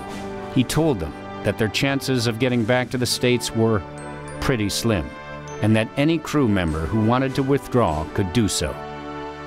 No one did. The Hornet was America's newest aircraft carrier, and her crew was as green apples. But they were eager for action. Their skipper, Captain Pete Mitcher, had ordered the words, "Remember Pearl Harbor," painted on the Hornet's smokestack. When we first got on the carrier in San Francisco Bay, we were very tight-lipped. We had been told, of course, don't tell anybody anything. Now here we were getting on this nice brand new carrier, and these Navy boys were naturally very curious. They wanted to know what this was all about and where we were going, and we of course wouldn't tell them. We had strict orders not to tell them, and they were very unhappy with us. I think most of them thought that this brand new carrier was going to be used to transport a bunch of Army boys in their planes to probably Hawaii. They didn't like the idea at all. On April 4, 2 days after the task force left San Francisco, the bosun's whistle sounded aboard the Hornet, and Captain Mitchell made an announcement over the ship's loudspeakers. "Now hear this. The target of this task force is Tokyo. The Army is going to bomb Japan, and we're going to get them as close to the enemy as we can. This is a chance for all of us to give the Japs a dose of their own medicine." Mitchell's message was sent simultaneously by semaphore Morse code to the rest of the task force. There was wild cheering on every ship. And from that time on, the Navy and we got along very well. The big cheer went up, and they were, of course, very happy to hear what we were going to do. And they got so friendly then that they invited us into their poker games. And most of the Doolittle Raiders took off 18 days later, flat broke. We left our money with the Navy boys.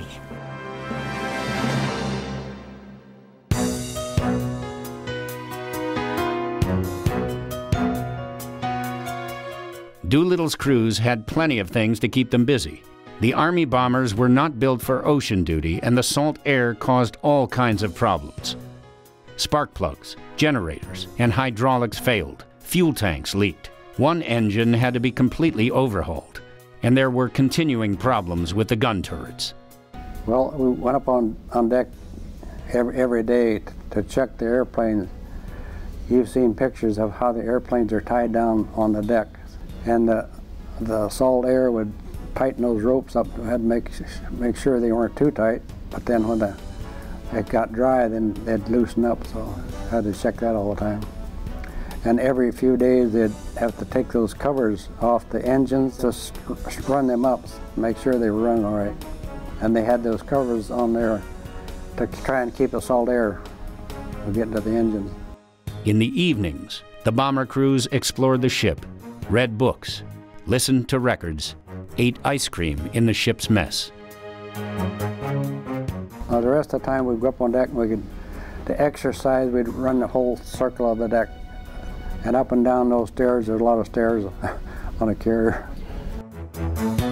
Most of the Army crews had never been to sea before, and several of them were seasick for most of the voyage. On April 8th, the aircraft carrier Enterprise steamed out of Pearl Harbor to rendezvous with the Hornet. Admiral William Bull Halsey commanded the Enterprise. 2 cruisers, 4 destroyers, and an oiler accompanied it as well. Enterprise and Hornet would rendezvous in mid-Pacific. From then on, airplanes from the Enterprise would provide defensive air cover for the combined task force as it steamed toward Japan. On board the Hornet, the sailors were edgy. They knew that a single Japanese submarine, a Japanese battleship, or a Japanese carrier task force could put their precious Hornet in jeopardy. The original plan was, if we ran into an enemy task force out there and we were within flying distance of Hawaii, we're supposed to take off immediately so that the Hornet's the carrier could get its airplane in the air. Or if we were within distance of Midway, I think it was, that we'd do that. Or if we were within distance of Japan, we'd take off and fly there. If not, then they were going to push the airplanes overboard so that Hornet could get its airplanes in the air. I think this is one of the things that's often missed, is the value of the Hornet at the time was just unimaginable to the Navy, because we had Pearl Harbor, where our fleet was gone, and we were down to very, very few aircraft carriers. And to risk one on a mission like this was just really significant. On April 9th, the day before the Hornet and Enterprise joined up, Allied ground forces fighting on the Bataan Peninsula in the Philippines surrendered to the Japanese Army.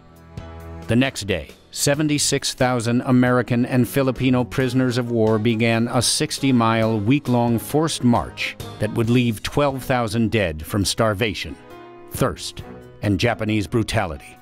It would be known as the Bataan Death March. As the combined task force made its way toward Japan, Doolittle's B-25 crews were kept busy, but they still had plenty of time to think about the mission that lay ahead. It was not a suicide mission in the sense that everybody knew they were going to be lost, that there was a one-way trip for them. None of them ever felt that way as far as I know. They were following their leader, and that leader, if he could do it, we could do it, and that's why he was in the #1 airplane. No, we did not consider it a suicide mission. Later, as we had to take off 250 miles earlier than we had planned, and things didn't look so good, we thought, well, this is going to be pretty rough. But I think you more or less always feel sorry for this other guy. He's going to get it, but I'm going to get through this somehow. And you don't take off on a mission like this without a light at the end of the tunnel. We all thought that somehow we'd get out of it. Halsey's task force and the entire mission was in much greater danger than anyone imagined. The Japanese Navy had intercepted a radio message on April 10th that they knew Halsey was heading east toward Japan with 2 carrier groups. They began planning the destruction of the American carriers. But the Japanese did not envision the Americans putting bombers on an aircraft carrier. They believed the planes to be Navy fighters, planes that would have to launch within 300 miles of Japan in order to reach the islands. They thought the Americans would be close enough to attack by April 14th. They prepared to strike Halsey's task force with land-based bombers 600 miles from Tokyo, then to follow up with torpedo planes. Sinking the American carrier groups would complete the destruction of America's Pacific Fleet.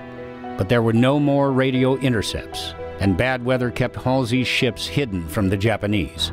When April 14th, the expected invasion date, came and went, Japanese officials relaxed and assumed Halsey was headed somewhere else.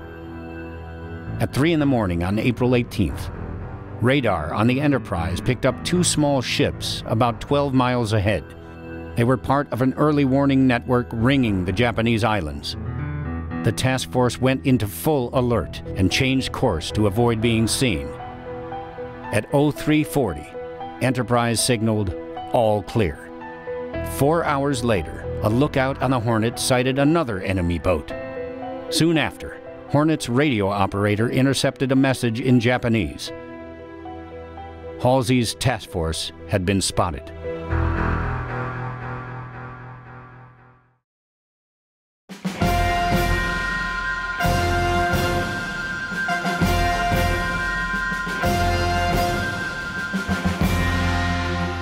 April 18, 1942 dawned bright and clear in Tokyo. Officials prepared for a civil defense drill to be held later that morning. But no one believed that American bombers could reach Japan, and most people just went about their business. Early in the morning, our task force went between 2 Japanese picket ships 650 miles out. Actually, they were fishing vessels equipped with radios to report just the sort of thing they saw that morning. 2 carriers and 4 cruisers heading for Japan. And before they were sunk, our people realized that they had been able to radio into the main islands of Japan that this task force was heading for them. Halsey wrote, "Although we were 600 miles from Tokyo, instead of the 400 that we had hoped for, the fact that our task force had been reported left me no choice. At 0800, I sent Pete Mitchell a signal. Launch planes. And to Colonel Doolittle and his gallant command, good luck and God bless you." Halsey ordered the cruiser Nashville to sink the Japanese picket ship, the Nito Maru. In rough seas, Nashville's crew fired 924 6-inch shells, but scored just 1 hit on the picket boat. The Japanese raised a white flag, and their ship promptly sank. Early in the morning, most of us were probably below deck. We could hear that the guns going off. And almost immediately, it seemed like they announced over the speaker that Army pilots man your planes. So they had to pack up our bag and get up to the airplane as soon as possible. Like everybody else, it was around, I think, 6 o'clock when we got up. Some of us were down in having breakfast. The first real notification was when the Nashville opened up on the Nita Maru. I, for one, wanted to make sure that I arrived at the airplane before Colonel Doolittle. Well, I was the second lieutenant and he was a lieutenant colonel, and I didn't want to get verbally lambasted for being late. And the other thing is that I wanted to get up in the airplane and go through the checklist and have a lot of the things that I could do that he wouldn't have to worry about. We're pretty much in takeoff position when Colonel Doolittle came. Doolittle called all the crews on deck and went over their instructions one more time. He offered the men one more chance to step down. There were no takers. Several backup crew members begged for a chance to take someone's place on the mission. Again, no takers. One of the backup pilots did find a place on the mission. Robert Height's plane had been left behind at Alameda in San Francisco. I always thought that Dad was co-pilot of plane 16. Well, originally he was pilot of one of the 4 planes that couldn't fit on the aircraft carrier. And that Bill Farrow apparently didn't get along with his co-pilot, or his co-pilot decided that he didn't want to go, and Bill came and asked my father to fly with him. Robert Height, co-pilot of plane number 16, would be captured by the Japanese and would spend 3.5 years in captivity.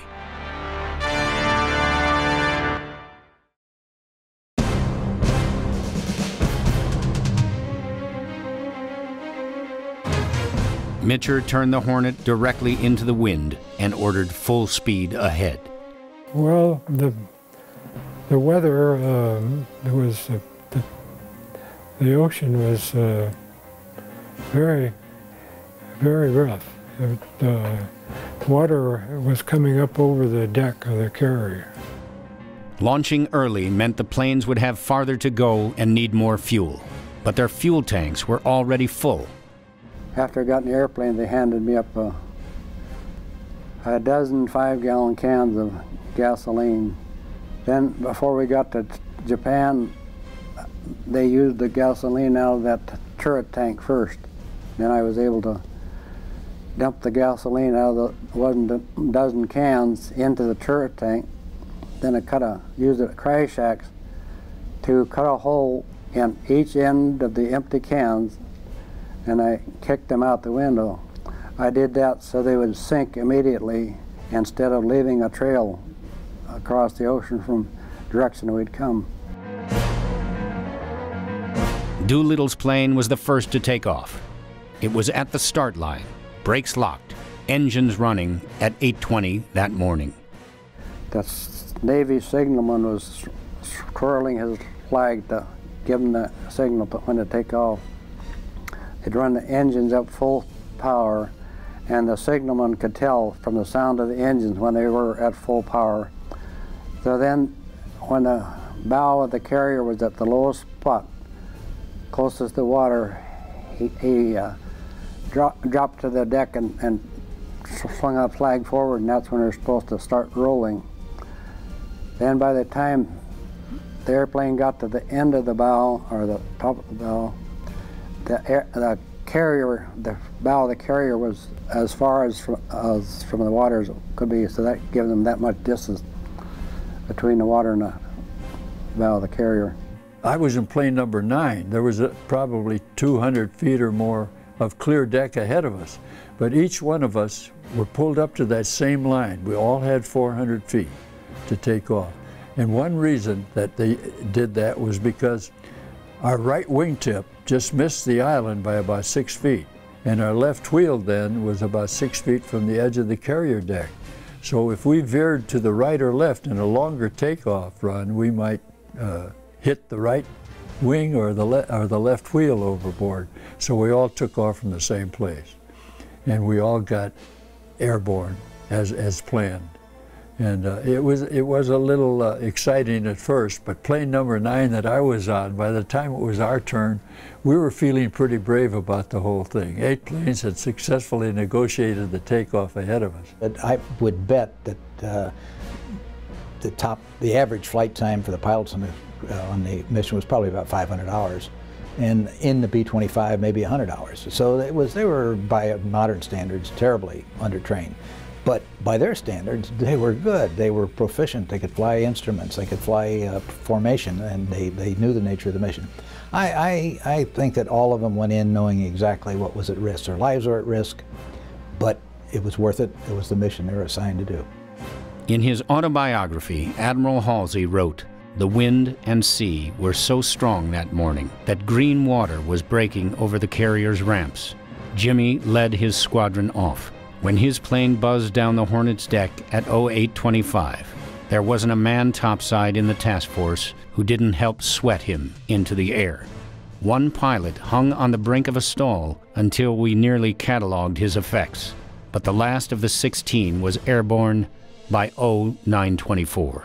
And a minute later, my staff duty officer was writing in the flag log, commencing retirement from the area at 25 knots. Here, let me say that in my opinion, their flight was one of the most courageous deeds in all military history."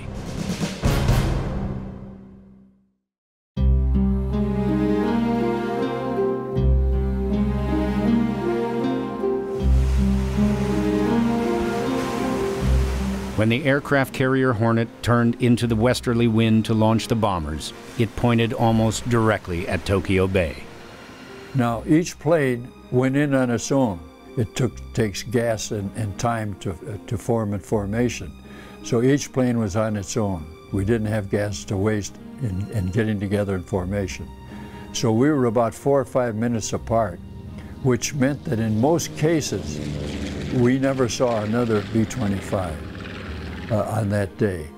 Now, well, when we took off 650 miles out, there was a solid overcast and high winds, and as we proceeded towards Japan, about 2 hours, all that cleared up, and we had a nice sunny day. For the rest of the day, way into late afternoon, it was nice and sunny, so we got a big break there. But we went in right on the deck so the radar couldn't pick us up so easily. Flying inbound to Japan, they had no idea of what the Japanese intercept capabilities were. They knew that they had been detected, and so they were obviously cautious. The technique would be to fly low and fast, but the faster you go, the more fuel you use. So they had to compromise in their cruise control techniques to fly a reasonable speed to get them over Japan and subsequently over China. I think that the average pilot flying it was probably exhilarated because it's fun to fly at relatively low levels. And the average co-pilot was probably concerned, A, that he wasn't getting enough stick time, and B, that he had to make sure that the engines weren't getting too hot because he's running the mixtures too lean. The mixture is extremely important when you're trying to get mileage out of your airplane. You don't care anymore about speed particularly, you're caring about getting a distance out of the engines. So they all practice cruise control in that sense. The fuel situation was made even worse by the additional fuel tanks, one in the belly and one over the bomb bay of each bomber. The tanks had been poorly designed and poorly built, and they leaked from every corner and from every connection.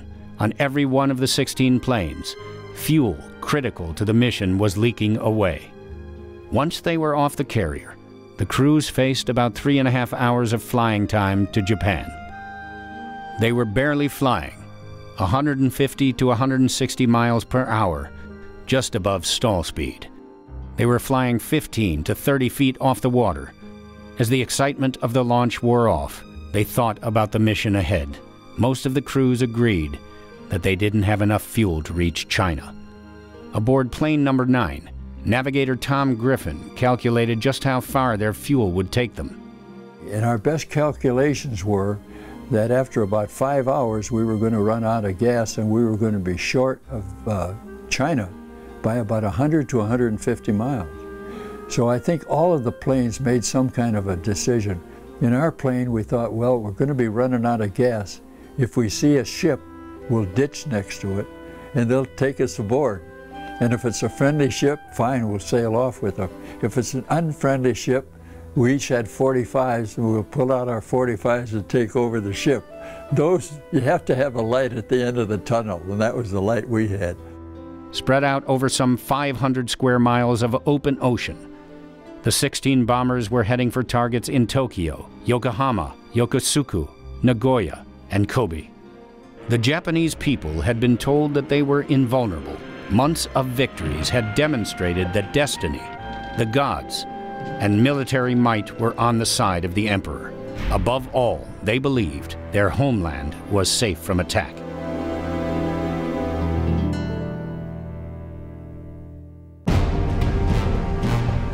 "16 American planes and 80 brave men were about to prove otherwise.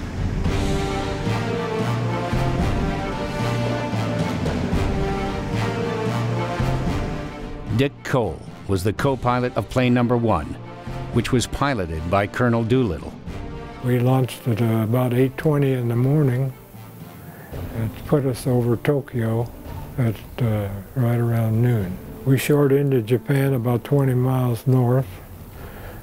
We could see Tokyo Bay, and we turned south and took us on a course over Tokyo, east of the Imperial Palace.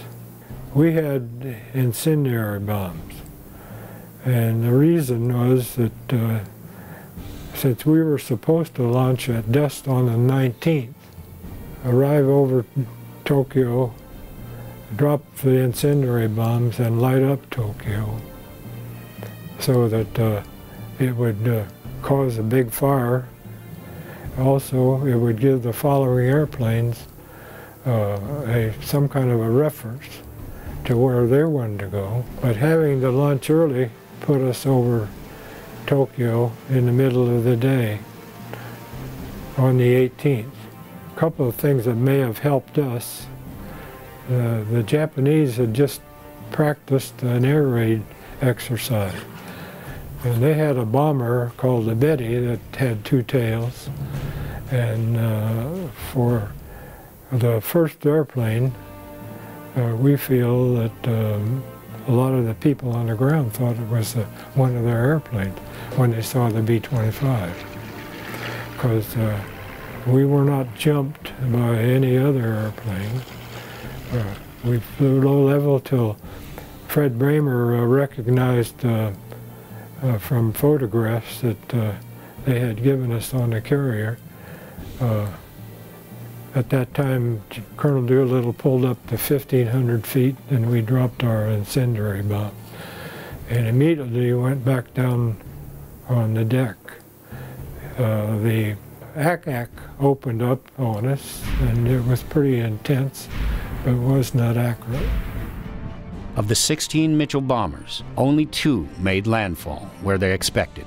Inaccurate compasses, overcast skies, and a 40-knot headwind made accurate navigation impossible. Once the planes were over Japan, all 16 navigators were able to lead their planes to their targets, but getting lost, even briefly, burned precious fuel. And the Japanese knew they were coming.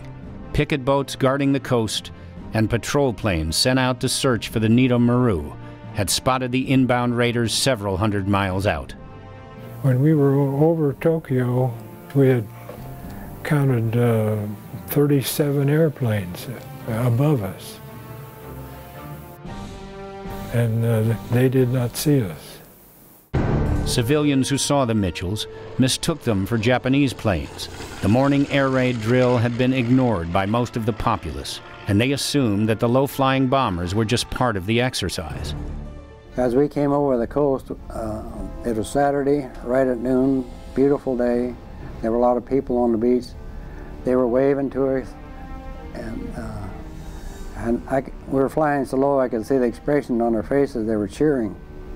I'm sure they thought we were Japanese airplanes. We followed the Japanese coast all the way southwest until we got to the tip of Japan and then headed west to China. Plane number 8, still burning too much fuel, hit its target, a factory north of Tokyo. As they sped away on the deck, pilot Ski York, co-pilot Robert Emmons, and navigator Nolan Herndon discussed their options. The Russian city of Vladivostok was 600 miles north. Although Doolittle had ordered that no one land in Russia, the crew of plane number 8 felt they had little choice. York turned the bomber north. And when we got over the city of Tokyo itself, we went in at rooftop level till we got to what we call our initial point, where we pulled up to 1,500 feet to make our bombing run on our assigned target. Plane number 9 happened to just fly right over Hirohito's house at about 50 feet. And then we proceeded down to the northern section of Tokyo Bay and headed across to bomb our target, which was a factory in the Kawasaki district of Tokyo making tanks. And we made our bomb run. The bombardier in the nose and the top turret gunner could see what our bombs did. The pilot and co-pilot and I couldn't tell, so we had to take their word for it. But they said that we really flattened that target. There was flak in the sky everywhere, and there were Japanese Zeros flying around. And we went in right at rooftop level, which made it very difficult for them to attack us. And they had flak towers, and they had to depress their guns to shoot at our people. And I actually saw their shells exploding in the street as we went across the city as they were shooting at us. Despite clouds of anti-aircraft fire and swarms of Japanese fighter planes, all 16 Mitchells hit their targets and raced away undamaged. Getting lost on the way in had an unexpected benefit. The bombers hit Tokyo from every possible direction, and the Japanese defenses were thrown into chaos. 15 Mitchells and their crews now headed for China, across the China Sea. Most of them doubted that their remaining fuel would get them there. Behind them, Tokyo burned.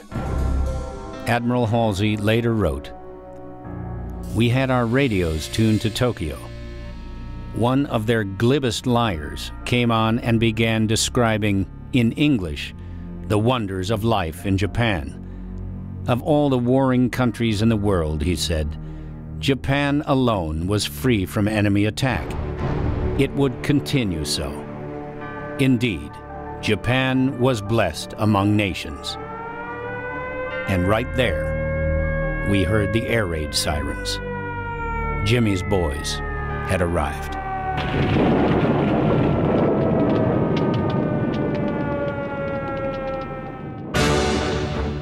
We were captured by the Japanese, and they carried us back to Japan, and so they gave us court-martials and all of that, and they condemned us to death, and then they decided to let us live. They executed 3 of the pilots, and so that left the rest of us with the possibility that we could be, later on, could be executed anytime. So I kept walking, and at dusk I came out on a cliff, and down below I saw a little cantonment of a couple of buildings that had a Chinese nationalist flag flying up above it. On the table was a sketch of on a piece of paper of a 2-tailed airplane with 5 parachutes coming out of it. And the pilot had a deep gash in his left leg and one in his left arm, and most of his teeth had been knocked out. The co-pilot had a gash in his right leg, and I had to use some old dirty rags to try to close up the cuts on the other wounds. So when we knew we were over the rim of the China, we pulled up to 11,000 feet or 10,000 to clear any mountains in that part of China. and then as we ran out of gas, we just bailed out. By the time we got up there going into China, we could not let down. It was nighttime, we were in a big storm, and there were mountains below us. So all we could do was to head into that storm, run out of gas, and bailed out. That's what 55 men bailed out of 11 planes.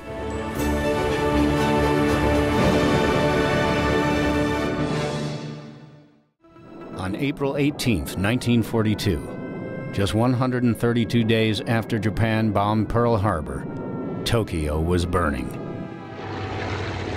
It was about 1:30 in the afternoon when the first B-25 flown by the Doolittle Tokyo Raiders dropped its first bomb. The Japanese High Command and the civilian population was caught off guard.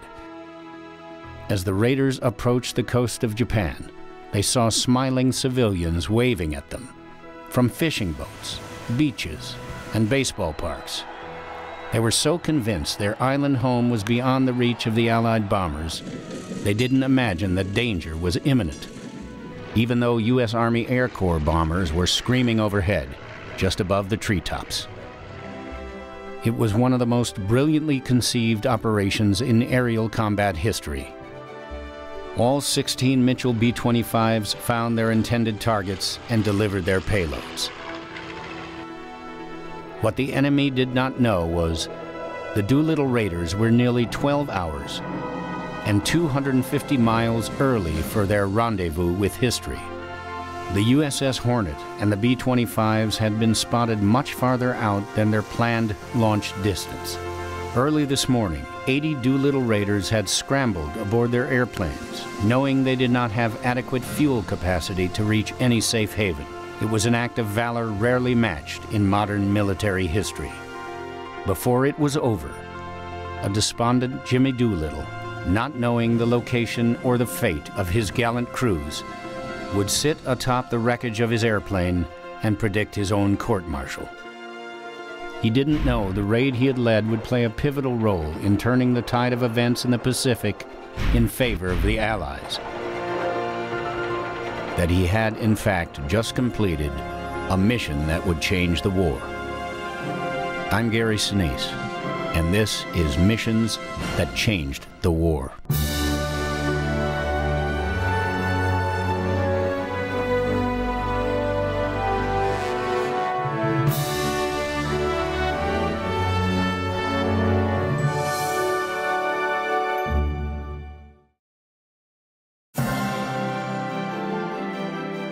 "27-year-old Richard Cole was seated in the co-pilot seat of Doolittle Raider B-25 No. 1. As a young boy in Dayton, Ohio, he used to ride his bicycle to a levee above McCook Army Airfield to watch the legendary pilots of the Army Air Service test flying the leading-edge airplanes of the day. One of those pilots was James H. Doolittle. Now, Doolittle was seated inches away on Dick Cole's left as they lowered their bomber down to rooftop level in Tokyo's western suburbs. They had hit their targets and were hightailing it for a planned landing field in eastern China near Chuchao. We flew low level till Fred Bramer recognized from photographs that they had given us on the carrier. At that time, Colonel Doolittle pulled up to 1,500 feet, and we dropped our incendiary bomb. And immediately went back down on the deck. The ACAC opened up on us, and it was pretty intense, but was not accurate. We flew maybe 100 miles south at low level, and not wanting to turn toward China, and alert them of the possibility that they would recognize where we were going. And we turned on a southwest heading and flew open water, just strictly by magnetic navigation. But they had been bucking headwinds since they had left the carrier. With the extra distance they had been forced to fly, they did not have the gas to make landfall. Then, the weather began to change. It had been severe clear over Tokyo, But now the ceiling was dropping and the wind was swirling. By the time they reached Yakushima, on Japan's western coast, visibility was down to 600 feet. The bad news was, night was falling and they were in a serious storm. The good news was, the headwind was now a 25-mile-per-hour tailwind. It just might provide enough push to get them to the China coast. Tom Griffin was the navigator in airplane number 9. Now, according to the anticipated wind, we were going to have a headwind, which was the normal wind at that time of the year in particular, across the China Sea. And our best calculations were that after about 5 hours, we were going to run out of gas and we were going to be short of China by about 100 to 150 miles. And there was another, bigger problem. There was supposed to be a portable homing station there, so we could use our radio compass and arrive there, land, and gas up and fly on into western China. But the fact that we arrived when we did in the middle of that big storm, there wasn't any chance of trying to make an approach into one of the fields. The other thing is that that homing station was in an airplane that crashed on the way to get there, so it was not there. The other thing was that the Chinese, hearing our engines, thought it was the Japanese air raid, and they shut off all electricity. So we were in limbo. After 13 hours in the air and flying 2,250 miles, the right front fuel tank was showing empty. Doolittle told his crew to bail out. It was about 9:30 p.m. For me, the most scared and worrisome and whatever other adjective you want to use of the whole mission was standing in the airplane looking down at that black hole, because we ejected the hatch, and outside there was a lot of wind, rain, and lightning, and you were going to have to go through that hole into a foreign country and then having any idea where you were or anything about it. To me, that was the scariest time. After putting the B-25 on automatic pilot, Jimmy Doolittle shut both gas cocks off and left the airplane.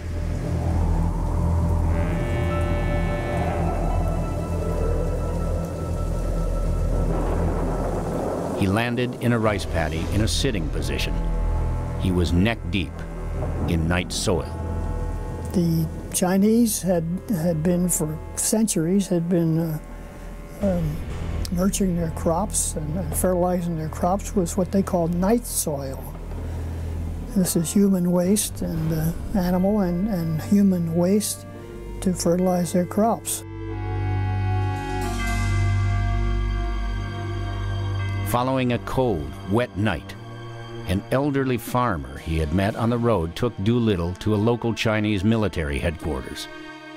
There were some tense moments when Doolittle refused to surrender his sidearm to the soldiers, but he eventually convinced them he was an American ally, and they began to help him. At about 9 p.m., airplane number 7 was nearing an island off the coast at Sangchao. Pilot Ted Lawson thought he could spare the crew the risk and trauma of bailing out by effecting a controlled landing in shallow water. Just about dark, it was raining. Finally spotted some land, and the pilot spotted a strip of beach, and he thought he could land on that beach. The engines had been running so cool all the time that it stopped at the last second when he was landing, and we had the wheel down, and we hit the water with the wheel down, and it immediately turned us over. I was in the back of the airplane. The other 4 fellows were in the front. They were all thrown out to the nose. The pilot and co-pilot were still strapped to their armor-plated seats when they came to in the water. I was knocked unconscious for a little while in the back and sort of came to and could see water running in what I thought was the bottom of the airplane.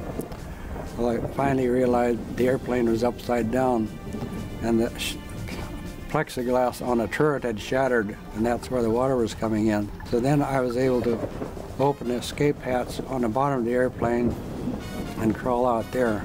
By that time I got out of the airplane, the other 4 fellows were already up on the beach. In one of the countless acts of Chinese heroism performed in the wake of the Doolittle Raid, the resistance leader operating in the area helped Thatcher create bamboo pallets so the injured could be transported. Airplane number 15 had scored a direct hit on the steelworks in the northeastern part of Kobe. It was making its way to the Chinese coast at Sanmen Bay as the weather closed in. It was nearly 9 p.m. The left engine was backfiring, and the right one was generating very little power. The pilot, Donald Smith, had decided on a water landing about 400 yards offshore. It went well. There were no injuries. In the roughly 8 minutes that the plane remained afloat, the engineer-gunner Lieutenant Thomas White scrambled to recover some critically important tools.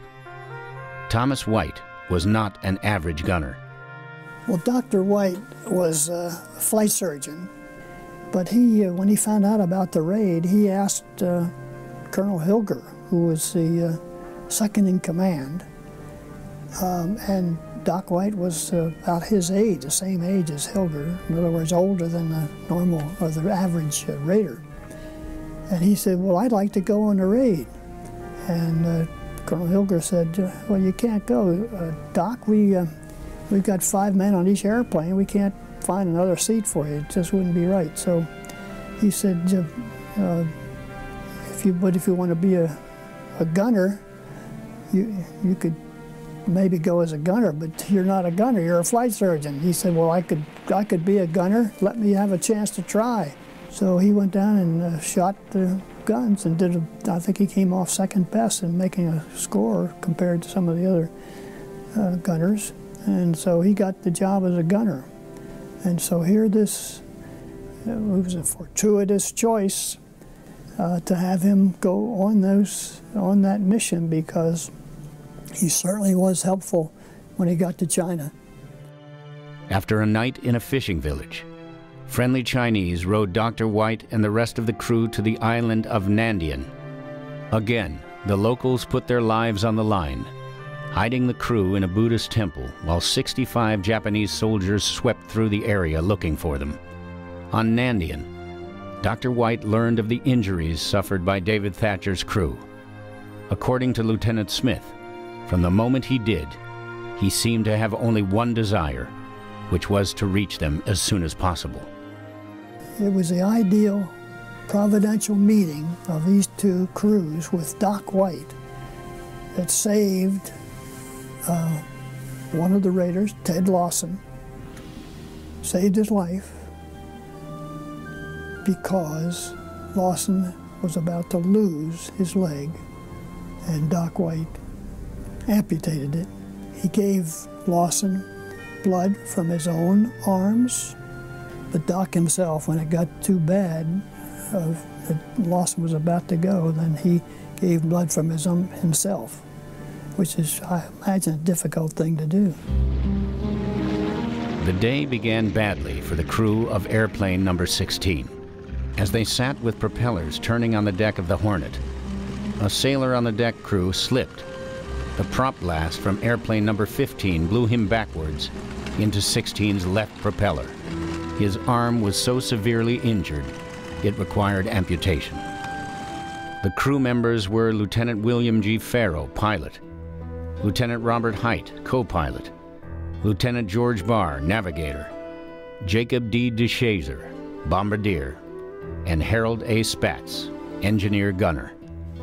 In Nagoya, the crew found their targets, a battery of oil storage tanks and an aircraft factory. So far, George Barr wrote, All had gone well. I gave the pilot a new heading, and we started our last leg of the trip. Like the other 15 Raider B-25s, number 16 encountered the curse of the storm and the blessing of the tailwind. And like every other airplane, they experienced the sinking sensation of getting no response from Chu-Chow on 4495 kilocycles. Landfall and nightfall arrived together. Just as the fuel warning lights came on, a break in the overcast revealed the lights of a city. Navigator Barr quickly figured it was Nanchang.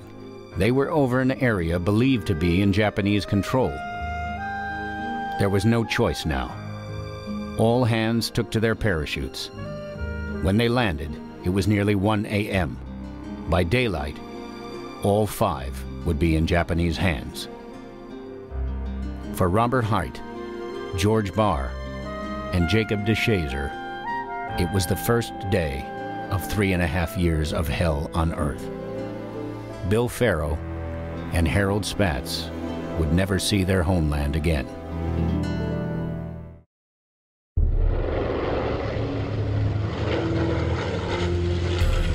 The targets for airplane number 3 were industrial buildings and docks on the east side of Tokyo. Once again, the 20-cent bomb sight designed by Ross Greening at Eglin Field performed flawlessly. Number 3, which was nicknamed Whiskey Pete for pilot Bob Gray's Pinto pony back in Texas, made its run for the Chinese coast. At 10 p.m., flying in thin overcast, both fuel gauges registered empty. The crew went out in the usual order: engineer, followed by the bombardier, then the navigator, and the co-pilot. The pilot left last. Jacob Manch, the co-pilot, spent a cold night in driving rain, his parachute gathered about him. For 2 days he wandered, trying to find a railroad the raiders were told operated in this part of China. On the 3rd day, tired, hungry, and scratched by thick briars, he sat waist-deep in a stream. Suddenly, the thicket parted, and a smiling Chinese man with several companions confronted him. With sound effects and hand gestures, they indicated they knew where Manch's plane had crashed. They led him to a village where he saw Chinese guerrillas carrying parts of Whiskey Pete. He found something else: the body of his crewmate, Engineer Leland D. Factor of Plymouth, Iowa. Factor had either struck the plane after leaving it, experienced a parachute failure, or just hit the ground excessively hard. He appeared to have died instantly. Sadly, airplane number 6 suffered the highest casualties of the raid. Dean Hallmark, the pilot, delivered his bombs on a steel mill north of Tokyo. The airplane, nicknamed the Green Hornet, was running on fumes when the coast of China was still 10 minutes ahead of them. A water landing loomed. The navigator, Chase Nielsen, remembered it was a very hard and fast landing that left him temporarily unconscious. When Nielsen awoke, he realized he was in immediate peril. The wreckage of the plane was being pounded by surf. It was sinking fast. Though he was bleeding and his nose was broken, he climbed up through the windshield, inflating his Mae West life preserver. He joined Bob Meter, the co-pilot, on top of the submerging plane, while the crew struggled to inflate their malfunctioning life raft. William Dieter slipped off the wing. At nearly the same moment, a huge wave washed the rest of them off the now fully submerged B-25. Though they tried to maintain voice contact in the dark, each man was now left to his own fate. Chase Nielsen would later write, "I couldn't do a thing but ride the waves.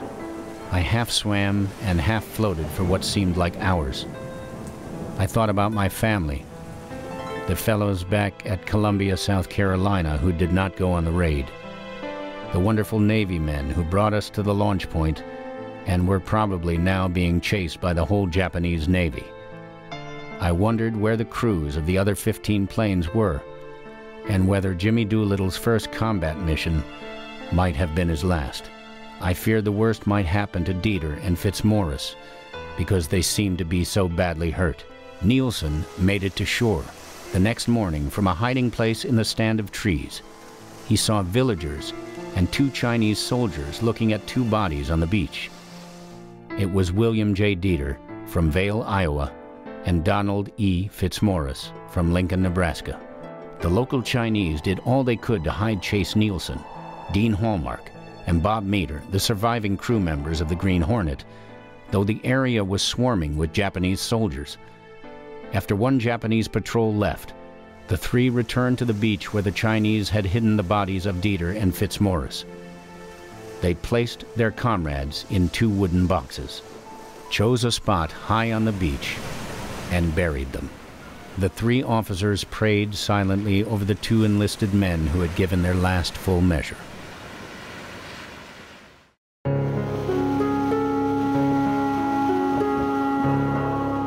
I bailed out and left Colonel Doolittle. He was the last one out. My chute opened properly, and looking down and to get the ripcord, I pulled the thing so hard that I gave myself a black eye. I was fortunate that my chute drifted over a pine tree, and I ended up about 12 feet off of the ground. So it was like jumping in a feather bed. It was raining very hard, and so I pulled part of the chute in and made kind of a hammock affair and spent the night in a tree. When daybreak came and I could see the ground, I had a compass and started walking west.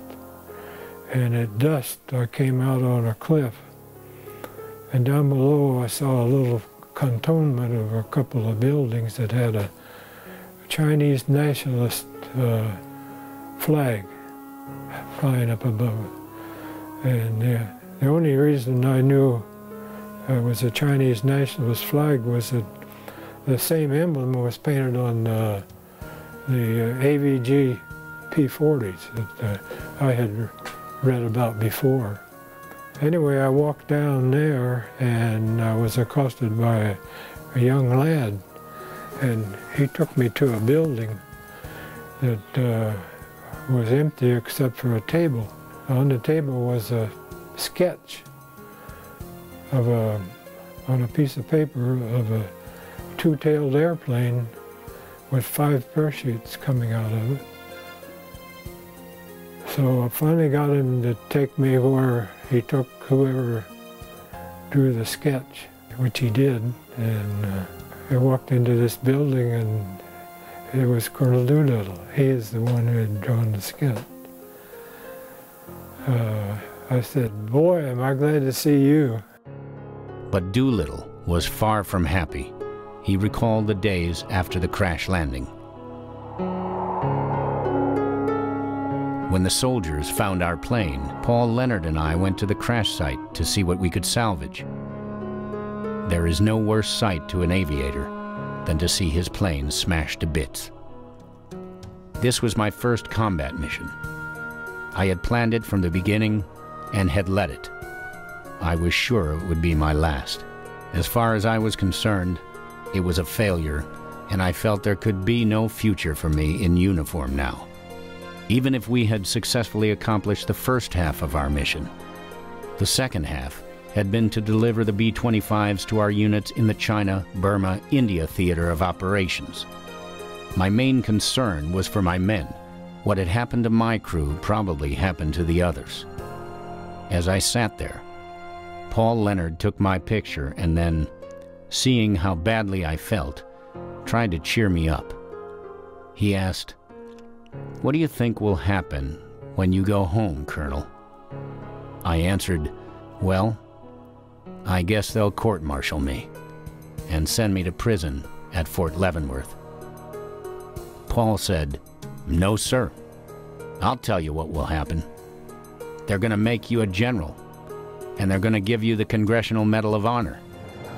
Colonel, I know they're going to give you another airplane, and when they do, I'd like to fly with you as your crew chief." It was then that the tears came to my eyes. It was the supreme compliment a mechanic could give a pilot.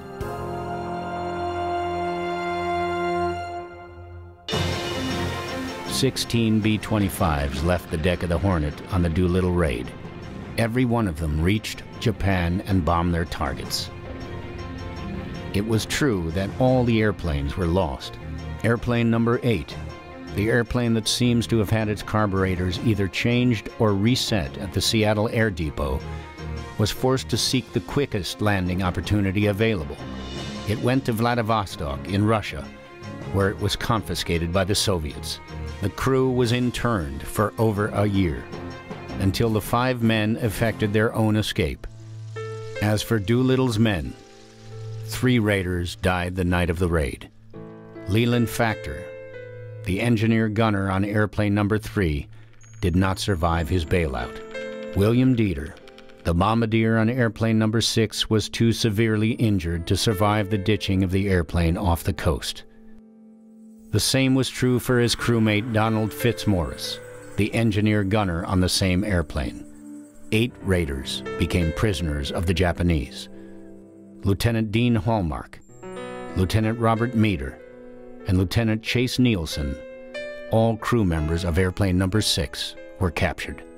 The entire crew of airplane number 16, Lieutenant William G. Farrow, Lieutenant Robert L. Height, Lieutenant George Barr, Corporal Jacob Daniel DeShazer, and Sergeant Harold A. Spatz became POWs. The treatment of the prisoners was horrendous. They interrogated us and all of that, you know, each one individually. And there was 2 airplanes of us that had been captured. And they condemned us to death, and the Emperor reprieved us to life imprisonment. Our sentence was to be kept in solitary confinement. I think they were very scared. They tortured them brutally. And they don't talk a lot about that in any of the books, where they put a rag over their face and they would pour water until you almost drowned and pass out, and then they would go on. Slaps, beats, socks, punches, common every day. Bamboo shoots between the joints. They would take iron rods and put them behind the break of the knee, and then they would jump on the thighs, which caused, obviously a great deal of pain. By April 24th, 6 days following the raid, all of the captured raiders had been flown to Tokyo. Their mistreatment continued unabated until August 28th, when they were made to stand trial. The trial was conducted in Japanese. The men had no idea what was being said. A record of the trial concluded that the 8 had been found guilty as charged and are hereby sentenced to death. For reasons unknown, Dean Hallmark, William Farrow, and Harold Spatz were sentenced to be executed. On October 14th, 1942, Hallmark, Farrow, and Spatz were informed they were to be executed the next day. They were given paper and pencil and told they could write to their family and friends. Hallmark wrote to his father, mother, and sister. "I hardly know what to say," he wrote. "They just told me I am liable to execution. I can hardly believe it. I wanted to be a commercial pilot and would have been if it wasn't for this war." To his mother, he wrote, "Try to stand up under this and pray." Bill Farrow wrote his widowed mother, "Don't let this get you down. Just remember that God will make everything right, and I will see you again in the hereafter. My faith in God is complete, so I am unafraid."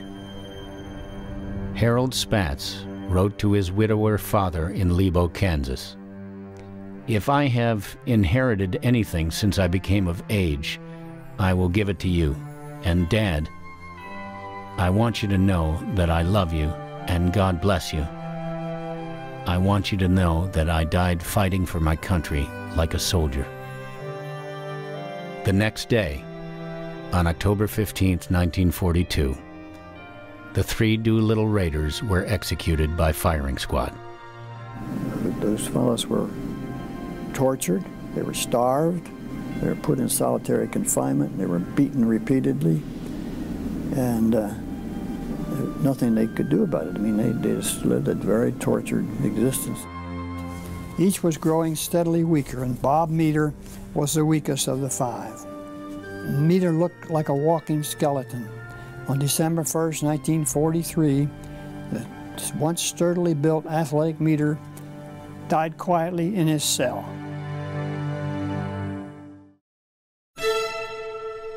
The Japanese were completely incensed by the Doolittle Raid. They had been concerned that such a raid might originate in China. General Claire Chennault, head of the celebrated Flying Tigers, who were operating in China, recalled that the Japanese drove 200 miles into East China to seek revenge. Chennault wrote, "One sizable city was razed for no other reason than the sentiment displayed by its citizens. 250,000 Chinese civilians and soldiers were reportedly killed in the 3-month campaign." The Chinese had been at war with the Japanese since 1937. They knew well the brutality they employed against those who opposed them. Yet, time and again, they risked all to try to help the lost American flyers get to their ultimate destination, the wartime capital of Chongqing. Their legacy is typified by a story of Tung Cheng-lu, a Chinese engineering student who was pressed into service to help airplane number 2 escape. At the time, he risked his life for the American flyers and undertook this most hazardous of journeys. Lu had a young, pregnant wife, Man Ming Wang Lu, he was leaving behind. During our whole trip under Lu's guidance, our treatment was superb. Navigator Lieutenant Carl Widener was quoted as saying, "He had risked his neck for us." After World War II ended, Lu came to the U.S. to study aeronautical engineering at the University of Minnesota. He maintained lifelong friendships with the airmen he helped in China. Lu became a U.S. citizen in 1954. 4 years later, he began work as a civilian aeronautical engineer at Wright-Patterson Air Force Base in Dayton, Ohio, where he helped develop the C-5 military transport aircraft. Only 2 men have been named honorary Doolittle Raiders. One is Hank Miller, the naval aviator who taught the Doolittle crews how to pull a B-25 off the deck of an aircraft carrier in less than 500 feet. Tung Cheng-lu is the other. He died May 3, 2009. He was honored at the 2010 Doolittle Raider reunion. His children Tom, Sheridan, and Melinda Lu attended. Since 1988, Melinda Lu has been the Beijing bureau chief for Newsweek magazine. I think it's very hard for people of our generation to understand what our parents went through and the environment that they went through. That was a very special time. My father was basically like millions of other Chinese trying to get through the war, and just happened by happenstance to be in a certain situation that propelled him to heroic actions and very unusual circumstances, and it changed his life forever. It began as a boost for the sagging morale of a shocked and angry nation. But the Doolittle Raid turned out to be so much more. And it looked like their next big step well might be Australia, drive down and take over Australia. And that was just the time when we hit. And the Japanese decided they were going to put an end to that possibility in the future. And 6 weeks after our raid on Japan, they got together a huge fleet and headed across the Pacific. They had 4 carriers, they had cruisers and battleships, and they were going to take over Midway first, possibly Hawaii next. And our intelligence had broken their code, knew they were coming, and Halsey had our ship, the Hornet, and the Enterprise, the other carrier that was with us, and a third carrier, the Yorktown. And he had us sitting up north of Midway and waiting. And when the Japanese struck Midway, we flew down there, and the rest is history, what happened. Our Navy boys sunk all 4 of those carriers, and it was a tremendous victory for our side. And from that time on, if you analyze the Pacific War, instead of being on the offensive everywhere, they were back on the defensive until we were just within easy striking distance of Japan in the summer of '45. Following the Battle of Midway, the Japanese never scored another victory in the Pacific. All 80 Doolittle Raiders received the Distinguished Flying Cross for this mission. The Chinese government decorated all of the raiders. Those imprisoned and tortured also received the Purple Heart. David Thatcher was awarded the Silver Star. Dr. Thomas White was awarded the Silver Star. James H. Doolittle was awarded the Congressional Medal of Honor. Every Doolittle Raider who was able to fly at the completion of the raid did so. And so I went back overseas with the 1st Air Commando Group that made the aerial invasion of Burma later on in 1944. I came back to Billings on furlough for a couple of weeks and then went to MacDill Field to Tampa, Florida, and began training in B-26s, which is a twin-engine bomber with a single tail. And then we were flying submarine patrol between Oran, Algeria, and the coast of Spain until about the middle of April 1943. Then we moved up to the front, and we were bombing the Italian and German forces until they finally chased them out of North Africa. I was on 26 bombing missions over there. And we all got 2 weeks leave before we went to our new group. In my case, it was that B-26 group at Harding Field, Louisiana, captured. This happened in the summer of '43 on the 4th of July. Now, we had a whole big flight of B-26s, and we flew over to Sicily, and they hit us big time, and down we went. And we were on fire, so I bailed out and pulled my ripcord. A little later, when I got to the ground, I was captured immediately by the Germans down there in this field. 13 raiders would ultimately lose their lives later in World War II. In China, Jimmy Doolittle made a promise to his men. Colonel Doolittle promised the group, he says, if we survive the mission, he says, I'm going to throw you the biggest party you've ever had after it's all over, after the war. Anyway, we had the first reunion, and everybody had a good time. It was all fun and games and so forth. And somebody said, why don't we do this again? And Jimmy said, hey, wait a minute, fellas. This cost me a pretty penny to have this party. He said, I can't afford to do it. And some of the other aviation interests sponsored and the city itself. And after that, it was kind of like Topsy. We began to receive invitations every year. It's great to see the gang every year.